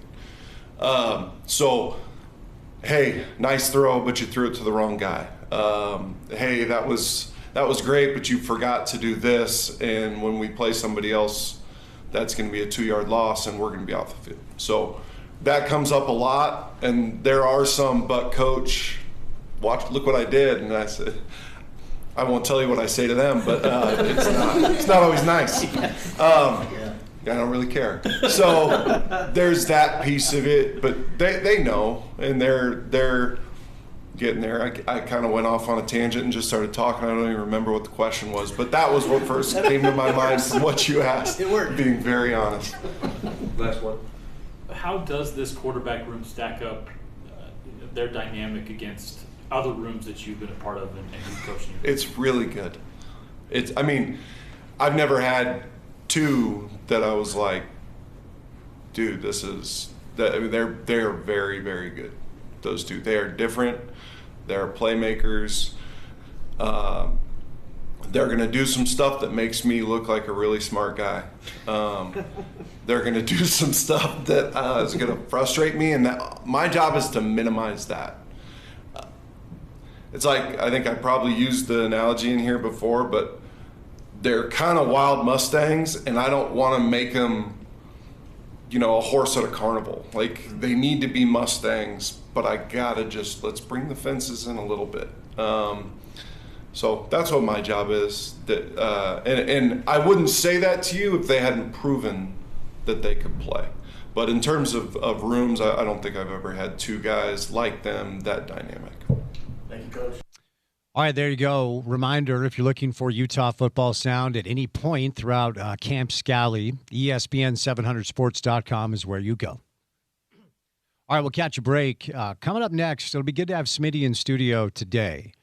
The Lakers have been sold to Josh Kushner and Bob Iger for $12.5 million about 11 months after Mark Walter bought them for 10, meaning $10 billion, not $10. That'd be quite the return.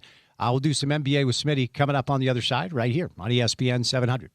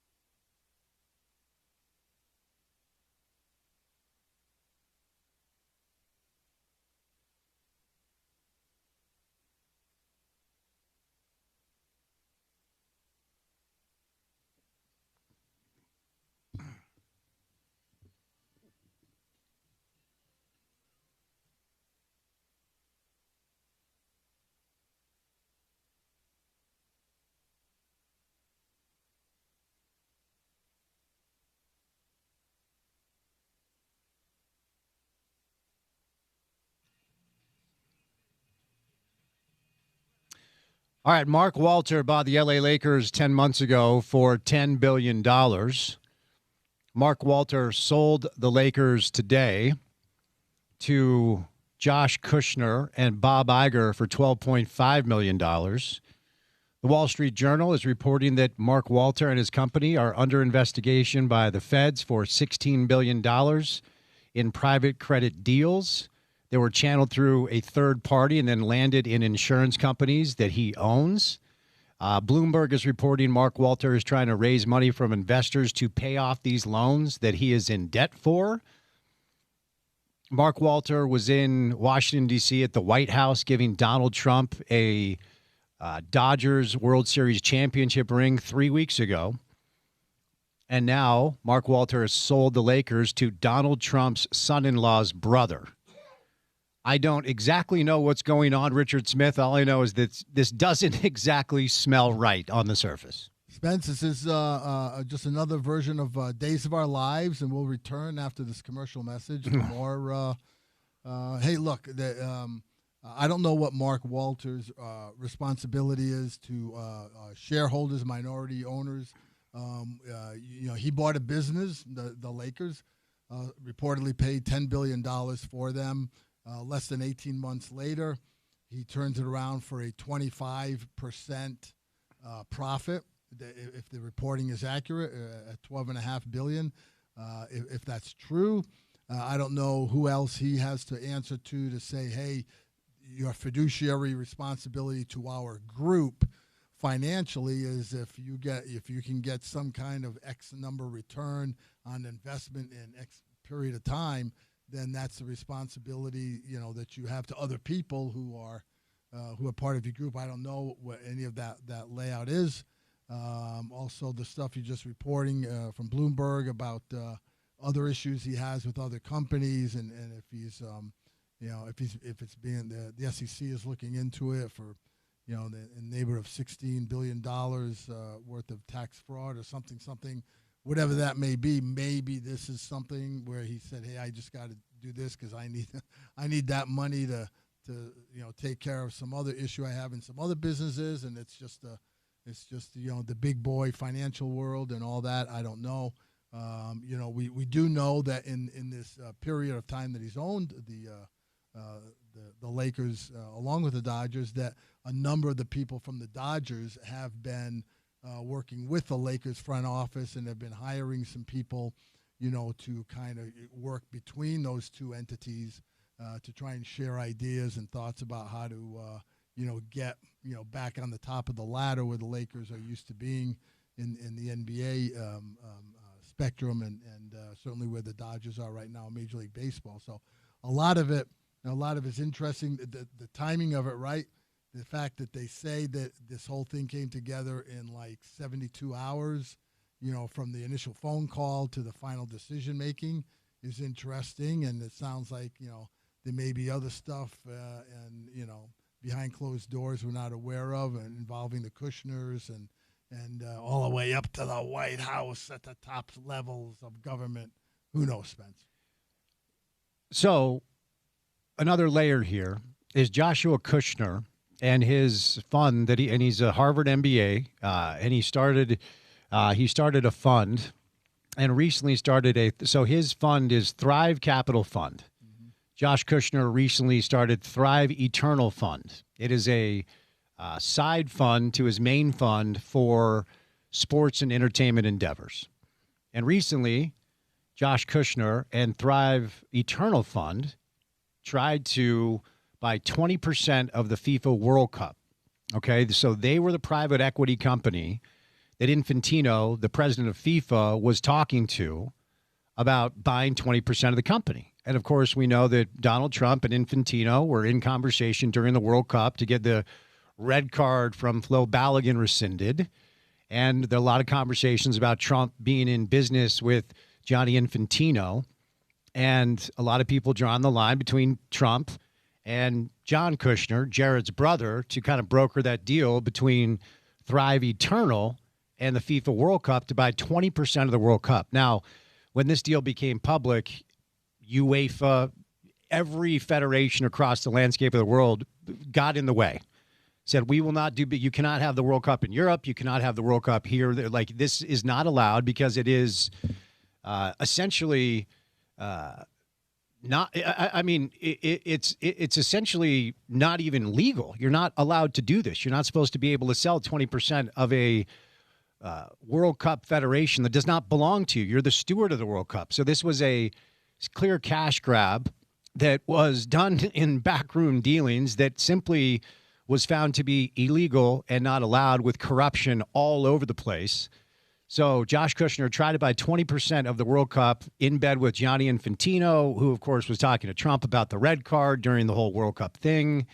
So he pivoted away from the World Cup purchase when basically they realized that it was not allowed, to other endeavors. And remember, Infantino gave Donald Trump a fake peace prize called the FIFA World Peace Prize. There wasn't even a thing. It wasn't real. And he just made it up to give it to Trump. So we have all this stuff going on. And essentially it was Jared Kushner's brother trying to sell ownership stakes in the World Cup to private investors. He was doing business with people saying, I'm going to buy 20% of the World Cup as a result of the relationship I now have with Infantino, because he knows my brother's father-in-law, who happens to be the sitting president of the United States. And Mark Walter was in D.C. 3 weeks ago giving Donald Trump a Dodgers World Series championship ring. And then 3 weeks later, Mark Walter sells the Lakers to Jared Kushner's brother. And Mark Walter is currently under investigation from the feds and the SEC and the DOJ. Here's what's going to be interesting, Smitty, okay? Here's what's going to be interesting. So, as most people know, Charles Kushner is the father of Jared and John Kushner. Right. Charles Kushner was pardoned by Donald Trump for tax evasion to the tune of $100 million and was pardoned after he was charged with hiring a prostitute to sleep with his brother-in-law so he could blackmail him. Mm-hmm. If Donald Trump pardons Mark Walter, then we know exactly how this is all going down. Now, so on the scale of Mark Walter just made $2.5 billion over here, and Mark Walter is looking to get out of hot water all the way on the left side, I don't know where the truth is. All I know is that none of this feels right. And maybe our show, Spence, should be just moved over to the C-SPAN network or something. Porter, can you contact C-SPAN during the next break? C-SPAN, or would it be the soap opera channel? Which would be more fitting? Well, Pablo Torre has a podcast called Pablo Finds Out, where he basically he's the one that broke the Kawhi stuff. Right. I'm giving the over-under in 24 hours that Pablo Torre is going to come out with something on this. Hey. Smitty, look, I don't know what the truth is. This does not feel right. Yeah, well, especially the timing of how what's being reported, if it's accurate, that this whole thing went from beginning, first mention or phone call, to the final decision. Yes, we're in. Here we go. Handshake, signed contract, whatever it was. Took 72 hours. And this was the Jared Kushner and Bob Iger group have gotten financing together to try and get a Las Vegas expansion team. As the story is being reported, at some point in their deliberations, discussions of trying to do that and get into the NBA that way, somebody, whoever the somebody was, brought up the notion, well, if we're going to get raising all this money and we're going to put it in to something, why start an expansion team? Why don't we just try and get a already a built team and a team that's already there and whatever, and just take that over instead of doing all the heavy lifting from the beginning, so to speak. And however the Mark Walter name came up, wink, wink. I don't know. That's got to be, you'd think that there's some kind of a Kushner involvement with that they would know, well, yeah, he's being investigated, this and thing. Maybe he wants to turn the Lakers. He needs some quick money right now, but who knows? I'm sure a lot of those things are going to start zinging around the internet and all of that. But I agree with you. It's very interesting that it comes about so quickly, and especially 18 months after the Mark Walter and his group takes over the Lakers, and they start doing all this stuff in connection with the Dodgers and trying to build that brand in L.A., side by side. The Chavez Ravine, where Dodger Stadium is located, and the crypto.com arena are literally like 3 miles apart from each other. And so in the downtown LA area. So that's that part is going to be fascinating to see how all that starts to unfold in terms of, any of the back room discussions that might have taken place about why they would decide so quickly to go ahead and sell the thing that they just got, just a short time ago. Bob Iger's net worth is between $500 and $600 million. Josh Kushner's net worth is reportedly between $5 and $6 billion. We also have to know where the funds are coming from. Yeah. That does not add up to $12.5 billion. There are so many things about this. Smitty, when I got the alert on my phone last night, I went, this can't be, what? You and I were talking 2 weeks ago about Mark Walter and his deep pockets and how he's going to be able to keep the Lakers competitive because he's so wealthy. Now he's under investigation for tax fraud for inappropriate payments to insurance companies he owns.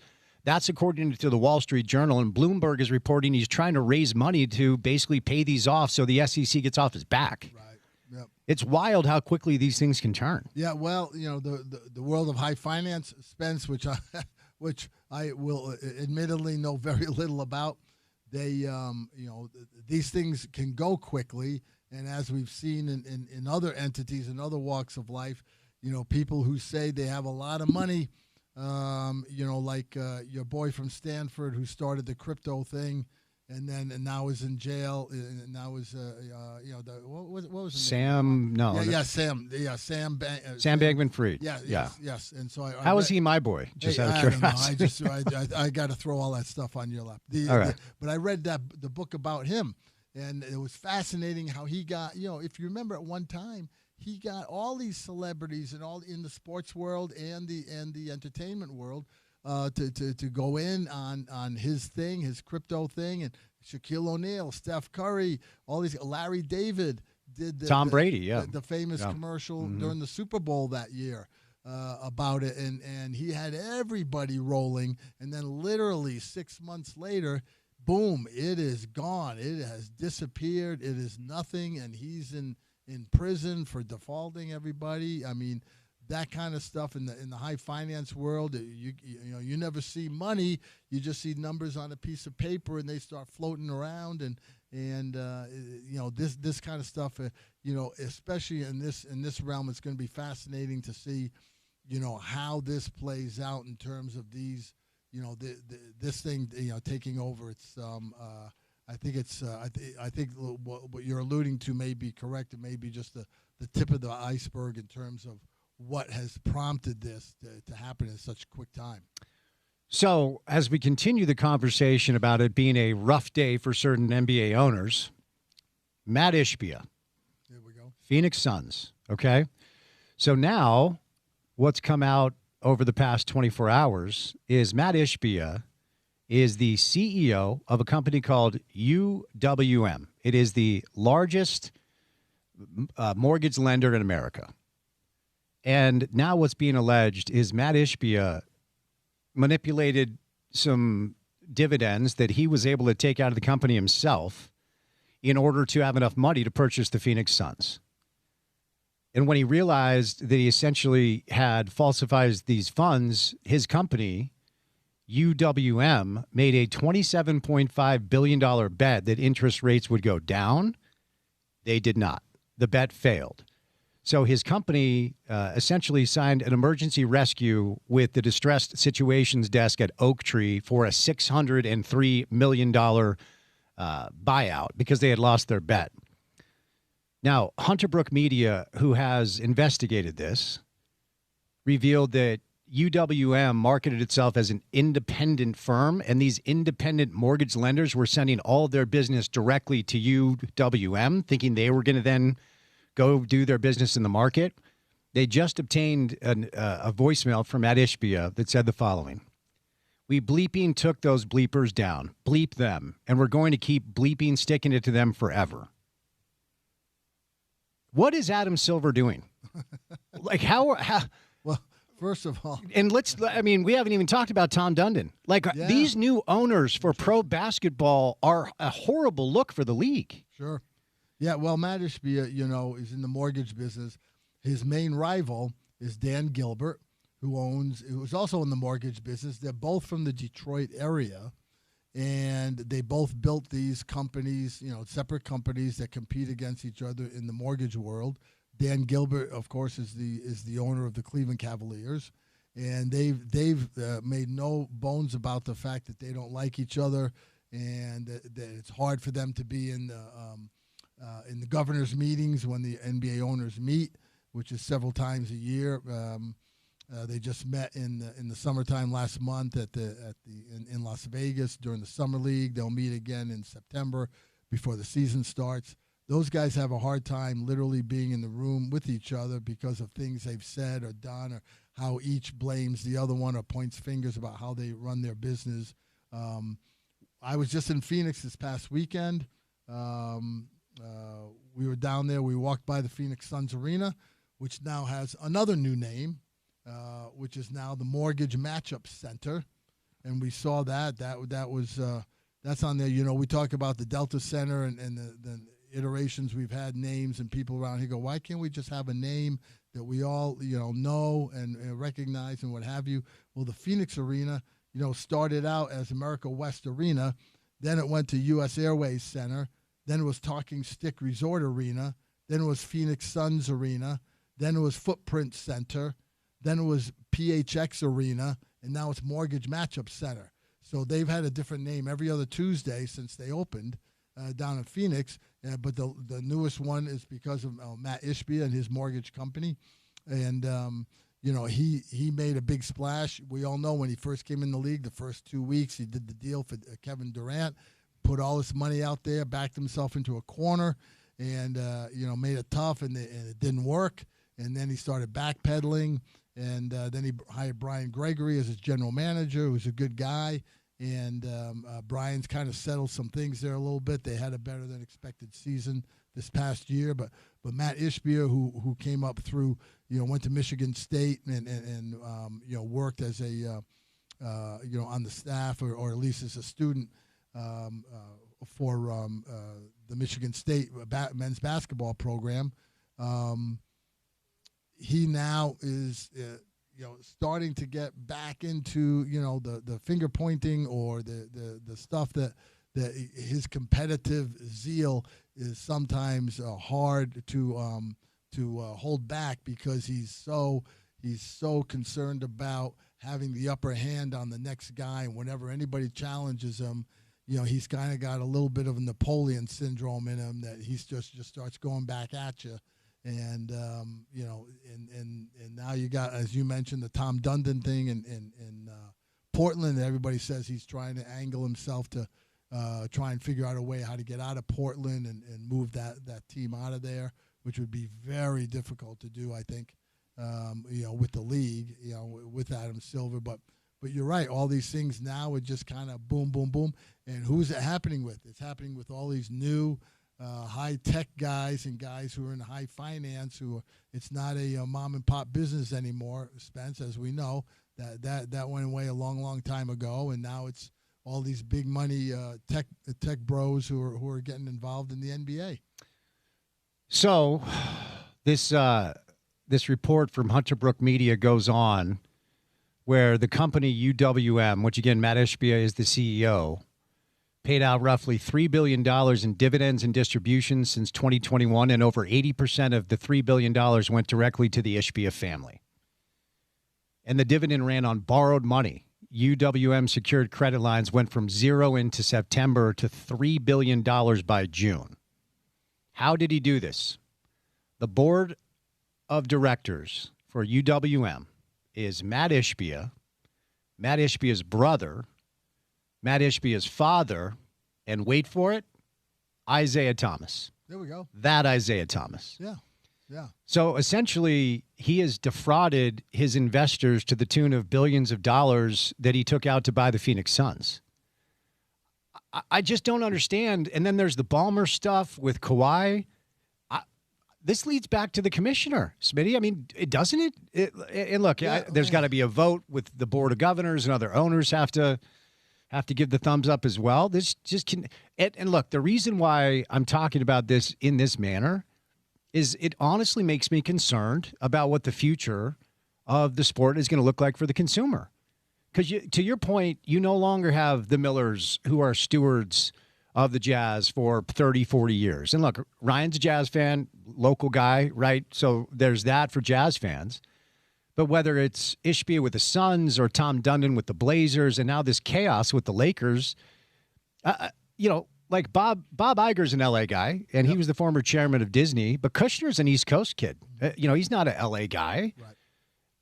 If teams are simply going to be traded like they're stocks on the open market in order for billionaires to make a couple of more $1 billion, if you're the fan of those teams, you should be concerned about whether or not these guys care about the product that you love so much. Sure, and Spence, that's going to happen in any business, in any world where someone thinks that they can make more money than they expect, or be in a position to be able to cash in on something.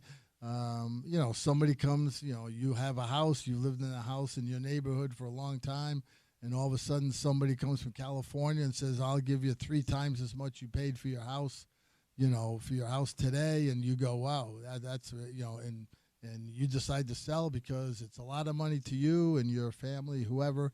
I mean, this is just obviously on another level, but it's not dissimilar in terms of people looking to make more money. Whether it's for themselves, whether it's for investors they have. We've talked about this Otro Capital that's up at the University of Utah and what they're already starting to do, in terms of the merchandising, the marketing, the ticketing, all that kind of stuff for Utah sports, athletics. These companies are going to come in and they're going to try and cash in somewhere where it makes sense to them. Whether you're getting in and you want to do that because of, the statement that Ryan Smith put out a short time ago, basically saying the Lakers are never going to go down in value. I would assume he's exactly right. That if you can get in on a brand name like that, just like if you can get in on the, buying the Dallas Cowboys next week from Jerry Jones, or if you can get in on buying the New York Yankees from the Steinbrenners, whatever it is, a group is going to look hard at doing that because that value is not going to go down. And the way our sports in this country is being handled right now, that is a movement that is happening that it's easy for people to see. So people have money, big boy stuff. They they see an opportunity and they're going to jump in there. And this seems like that's one now that the Lakers situation is in. Last thing, then we'll catch a break and we'll switch gears coming up. I mean, there's a Jazz angle here because the Jazz do own some Laker draft assets moving forward. As we discussed a few weeks ago, because of what Mark Walter has done with the Dodgers, kind of the assumption was he's probably going to do the same thing with the Lakers. They've got Luka, who's still in his mid-20s. Is there any of this that could be good news for the Jazz, owning those draft assets? I don't know, trying to change and make it a different story. I mean, you don't know. Again, Spence, as we've talked about before, having those draft assets, that just, gives you a lot of different options you can play. The issue with them, as the Jazz have 2 pick swaps with the Lakers coming up in the next few years. Okay, so that means you're banking on the Lakers, being worse than you, so that you can get that, have that in your back pocket. But if you're worse than the Lakers, then it doesn't make any difference. The picks they got are 5 and 7 years out. You have no idea what that's going to be, and so you're just playing, in this foggy gray area that you don't know what it's going to be, but you're willing to get in the game and sit at the table, and you get a blind draw like in a poker game, and you don't get to look at your hand until the very end and see what you got. I mean, that's really what they're doing. I don't understand why the Jazz did it in the situation they were in. That's that was a decision they made to move on from Walker Kessler, and we've talked about that, but this could affect them in some way, but it's still way too early to know what that could even possibly be up or down. Yeah, for sure. So some wild stuff going on in the NBA ecosystem right now with some owners that don't appear to be, how shall we say, above board. Maybe that's not breaking news. All right, I want to let you know you can help Utah kids start school with confidence. Over 200 kids at the road home need your help with back-to-school clothes, shoes, backpacks, and more. ESPN 700 invites you to be a child's advocate. Visit ESPN700sports.com or appletreeforkids.com for more information and to donate now. More with Smitty live in the studio coming up on ESPN 700.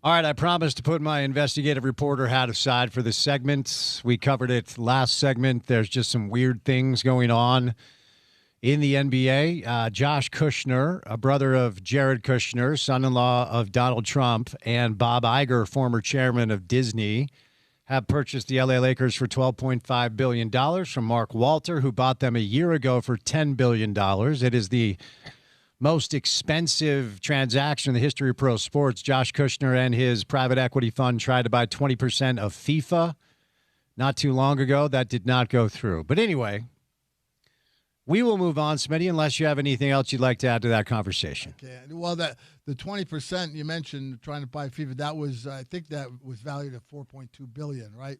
Yeah, That's what sounds they were right. Trying to put in. So, yeah, I mean, and like you said, you're just not allowed to do that. So, you know how that whole thing got to where it was. It's kind of, you know, that whole thing is, you know. And if you saw the Spence, I don't put anything by anybody in this regard, because if you saw the documentary, I think it was 2 years ago.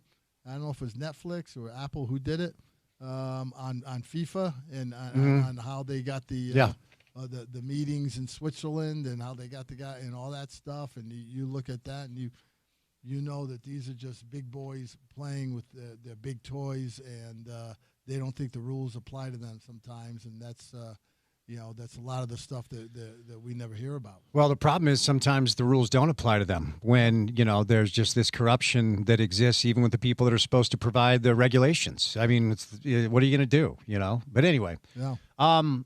So this is probably the most quiet time of the NBA calendar. Correct. It seems like this is when people are on a beach, kind of getting ready for camp. As someone who did this for 40 years, what's going on in pro basketball right now? This is August is always the quietest month of the whole year.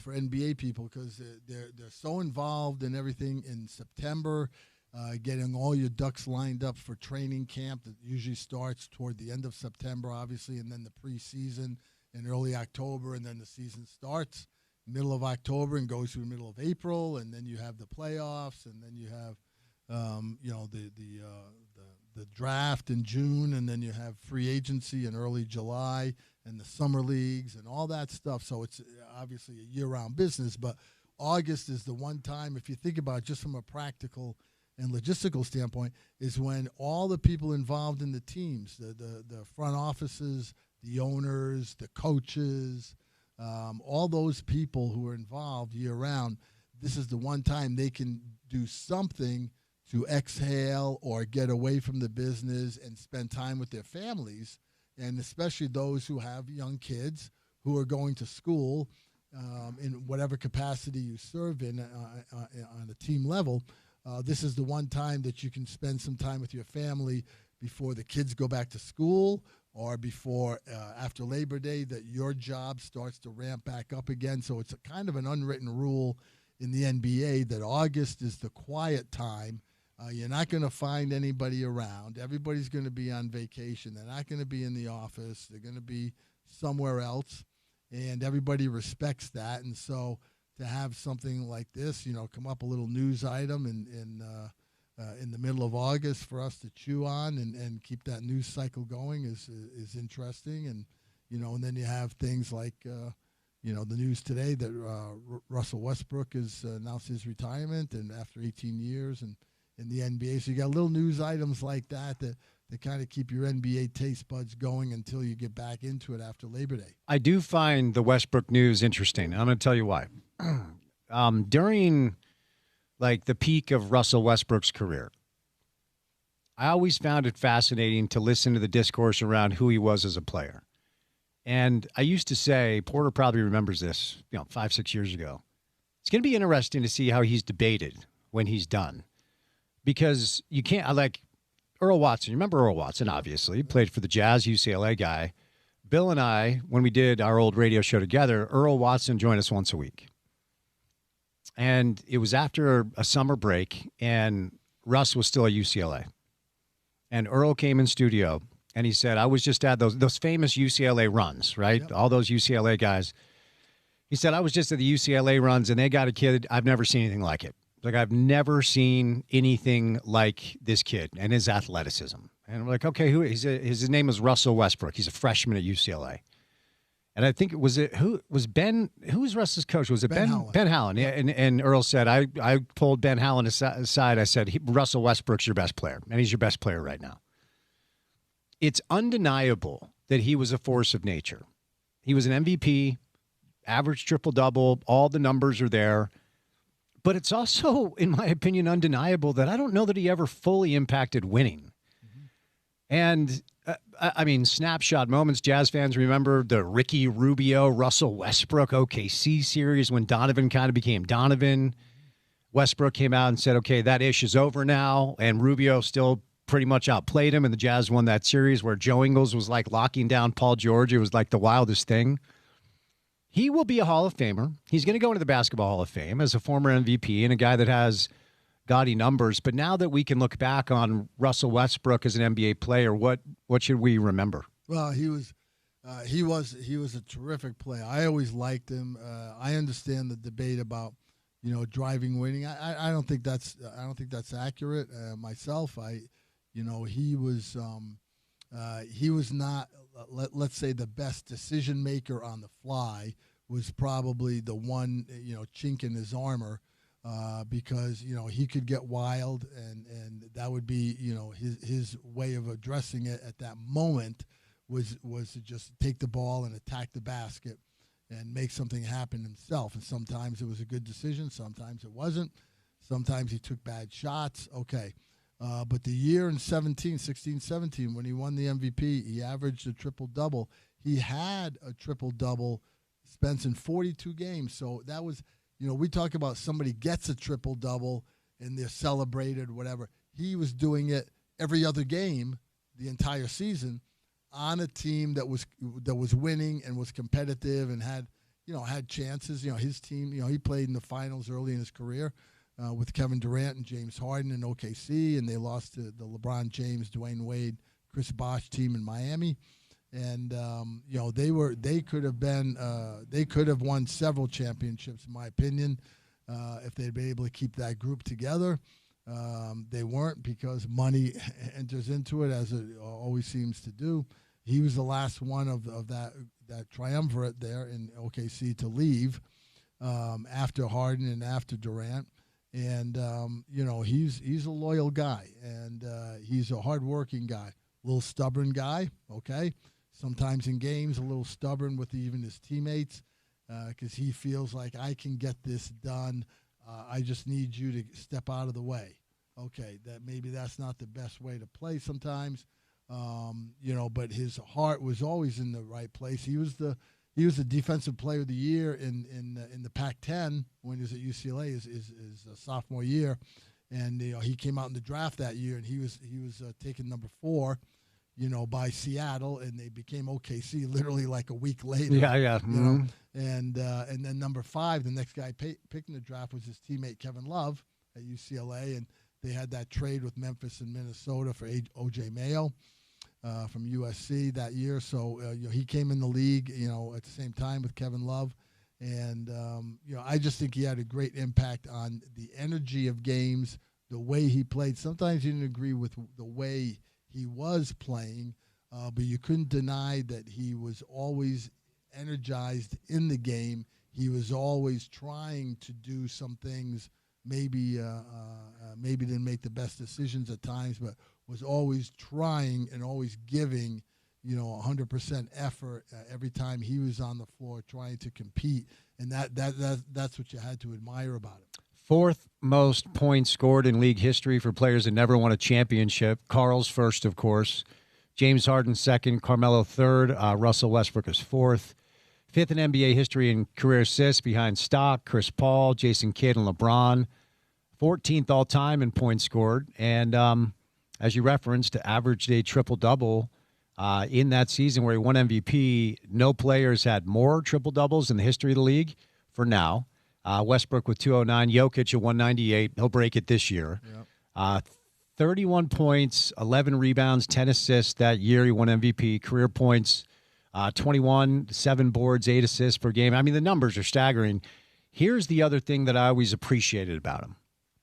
In a league where everybody is buddies and no one seems to want to compete, it felt like Russ wanted to slit your throat every night. Yeah, It felt like he was there to compete no matter what. Well, the one thing you can look at when you relate all those stats, Spence, think about this. He's a 6'4" guard who that MVP year averaged 11 rebounds a game as a guard, okay? Big guys don't average 11 rebounds a game. And for his career, he averaged almost 8 rebounds a game, from the point guard position. Mm-hmm. Nobody does that. Yeah. And so that just speaks to his competitiveness, his desire to get in and mix it up, his willingness to get in with everybody else, compete, get the ball, throw it out, get it, go. Again, maybe you didn't like his decision-making at times, but you can never discount his enthusiasm for the game or his willingness to compete on both ends of the floor all the time. That's what you really had to respect about him. You guys knew you had something really special in Donovan, and all of us that were covering the team knew that Donovan he had some juice. He was really good. I felt like that Oklahoma City series was the rest of the league waking up and going, oh, okay, wait a second. This Donovan Mitchell kid's really good. I mean, there was the famous interaction with Shaq where Shaq was like, oh, I was unfamiliar with your game. What do you remember? I mean, that's the last time that building popped the way that it can pop. Yeah. It hasn't popped like that since. What do you remember about that series? Yeah, it was exciting. It was fun because OKC was so strong, and they came in with a lot of juice, a lot of energy. The Jazz are trying to prove themselves, with young Rudy Gobert and the young Donovan Mitchell, and then Joe Ingles came in, as an unsung player from overseas, and just the mix of guys and the way they competed and the way the Delta Center was electric. During those games, it was such a fun series to be involved in.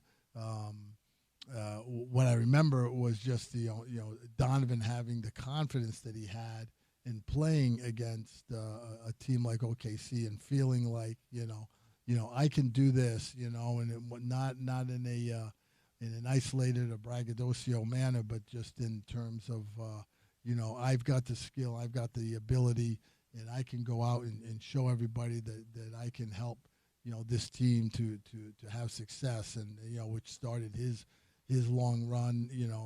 Albay was cut short, by the eventual trade, but showed everybody that he was going to be a main guy, on the team for a long time in this league. All right, before I set you loose, just since you're in studio and we talk NBA and we talk Jazz, for Jazz fans, what can they look forward to over the next few weeks as we kind of approach? They got 15 guys under contract. I think this is the group, yeah? Yeah, it should be, unless something comes up. There's always somebody who's on the phone talking with somebody, but August is a slow time.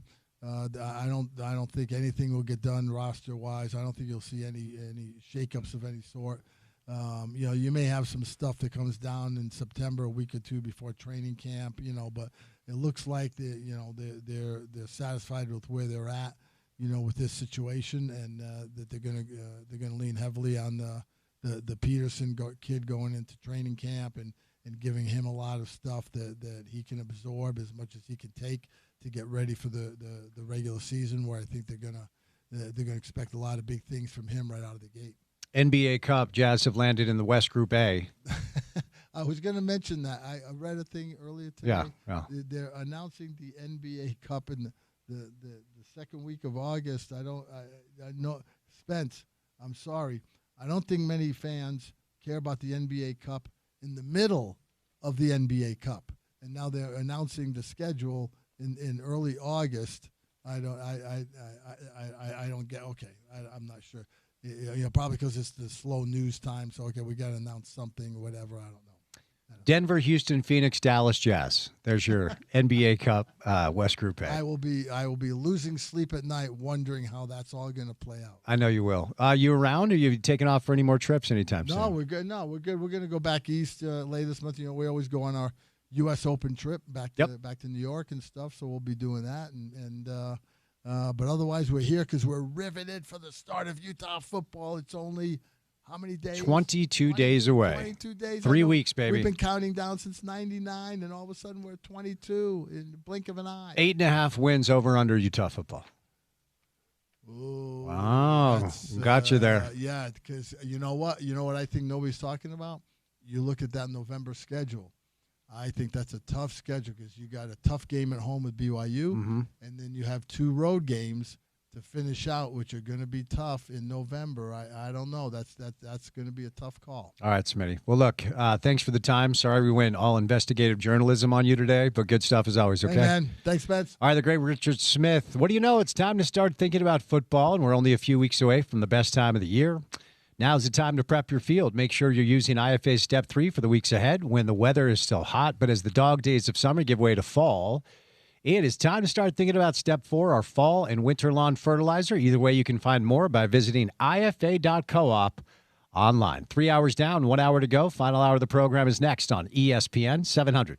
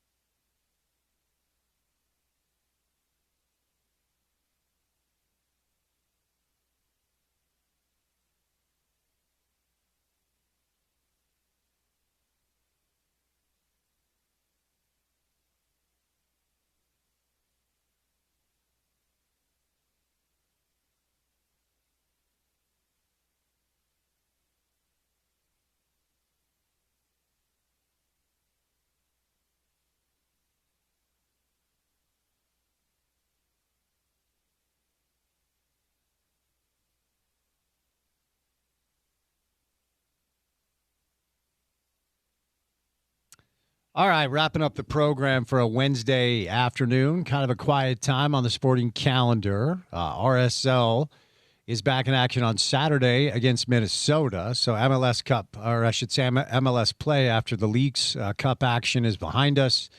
As of tomorrow, we'll be 3 weeks away from game day for Utah football. We've got some NFL training camp going on. Kalani spoke at practice today, and he was asked about his relationship with Brian Santiago. I'll leave it to you to go look up that response. I perceive that to be icy, to say the least. So we didn't get much into that today. Certainly talked a lot about it on the program yesterday. Big news of the day today is Mark Walter, about 11 months after he bought the Lakers, sold it to John Kushner, and Bob Iger for $12.5 billion. And the storylines continue to permeate as to exactly how this all went down. I'm sure some good reporting from some folks will come out over the next few hours, and we'll have ultimately more information. So there you go. All right, we're live tomorrow on location at Beer Bar. It's one of my favorite remotes that we do. We do at least, I don't know, every month or so, every couple months or so, we go hang out with our good friends Nick Raimondo and Ty Burrell. Best place to watch any sport, quite frankly. They're going to have all the RSL matches. Great spot for Utah football. NFL Sundays, Jazz basketball, you name it, Beer Bar is the place. So, Porter, before we say goodnight for a Wednesday afternoon, what is coming up on a Thursday edition of the program? Thursday edition of The Drive will continue to cover fall camp, of course, up on the hill. We'll have some sound from practice. Sammy of Ute Zone will stop by the program, give us the latest from camp. Hoping for Nick Raimondo, as you mentioned, the Beer Bar partner there, talking some RSL, some Leagues Cup, and otherwise. And then, Spence, it is your anniversary, radio anniversary. So we're gonna maybe check in with some former Drive friends. Thank you for clarifying that, because the other ones haven't worked out so well. And to Porter's points, as of tomorrow, we are 8 years old. Wow. As of tomorrow, we will have been doing this show for 8 years. JP was the original producer. We moved over to Brady. We lost Brady during COVID. He didn't die. He just lost his job. And then Porter took over from there. So what has it been, like 6 years for you of the 8 years? Something like that? Good question. Yeah, it was pandemic-ish time, so Okay. 2020 or so. Yeah, there you go.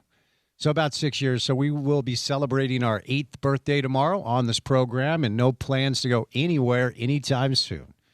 Special thank you today to Mark Rogandino, as well as Cindy Ball Maloney and Richard Smith for any of the sound. Website, ESPN700sports.com. Download the mobile app. Take us on the go. Check out the podcast page. It's called The Drive with Spence Checketts. My project for KUTV is called Reality Check with Spence Checketts. The voice of the Utes, Bill Riley, is my guest this week. You can catch me on TV tonight at 10:35 on KMYU with Dave Fox. We call it 5 Questions with Spence. For Porter, I'm Spence saying goodnight. Have a great Wednesday evening. We'll talk to you on a Thursday drive live from Beer Bar right here on ESPN 700.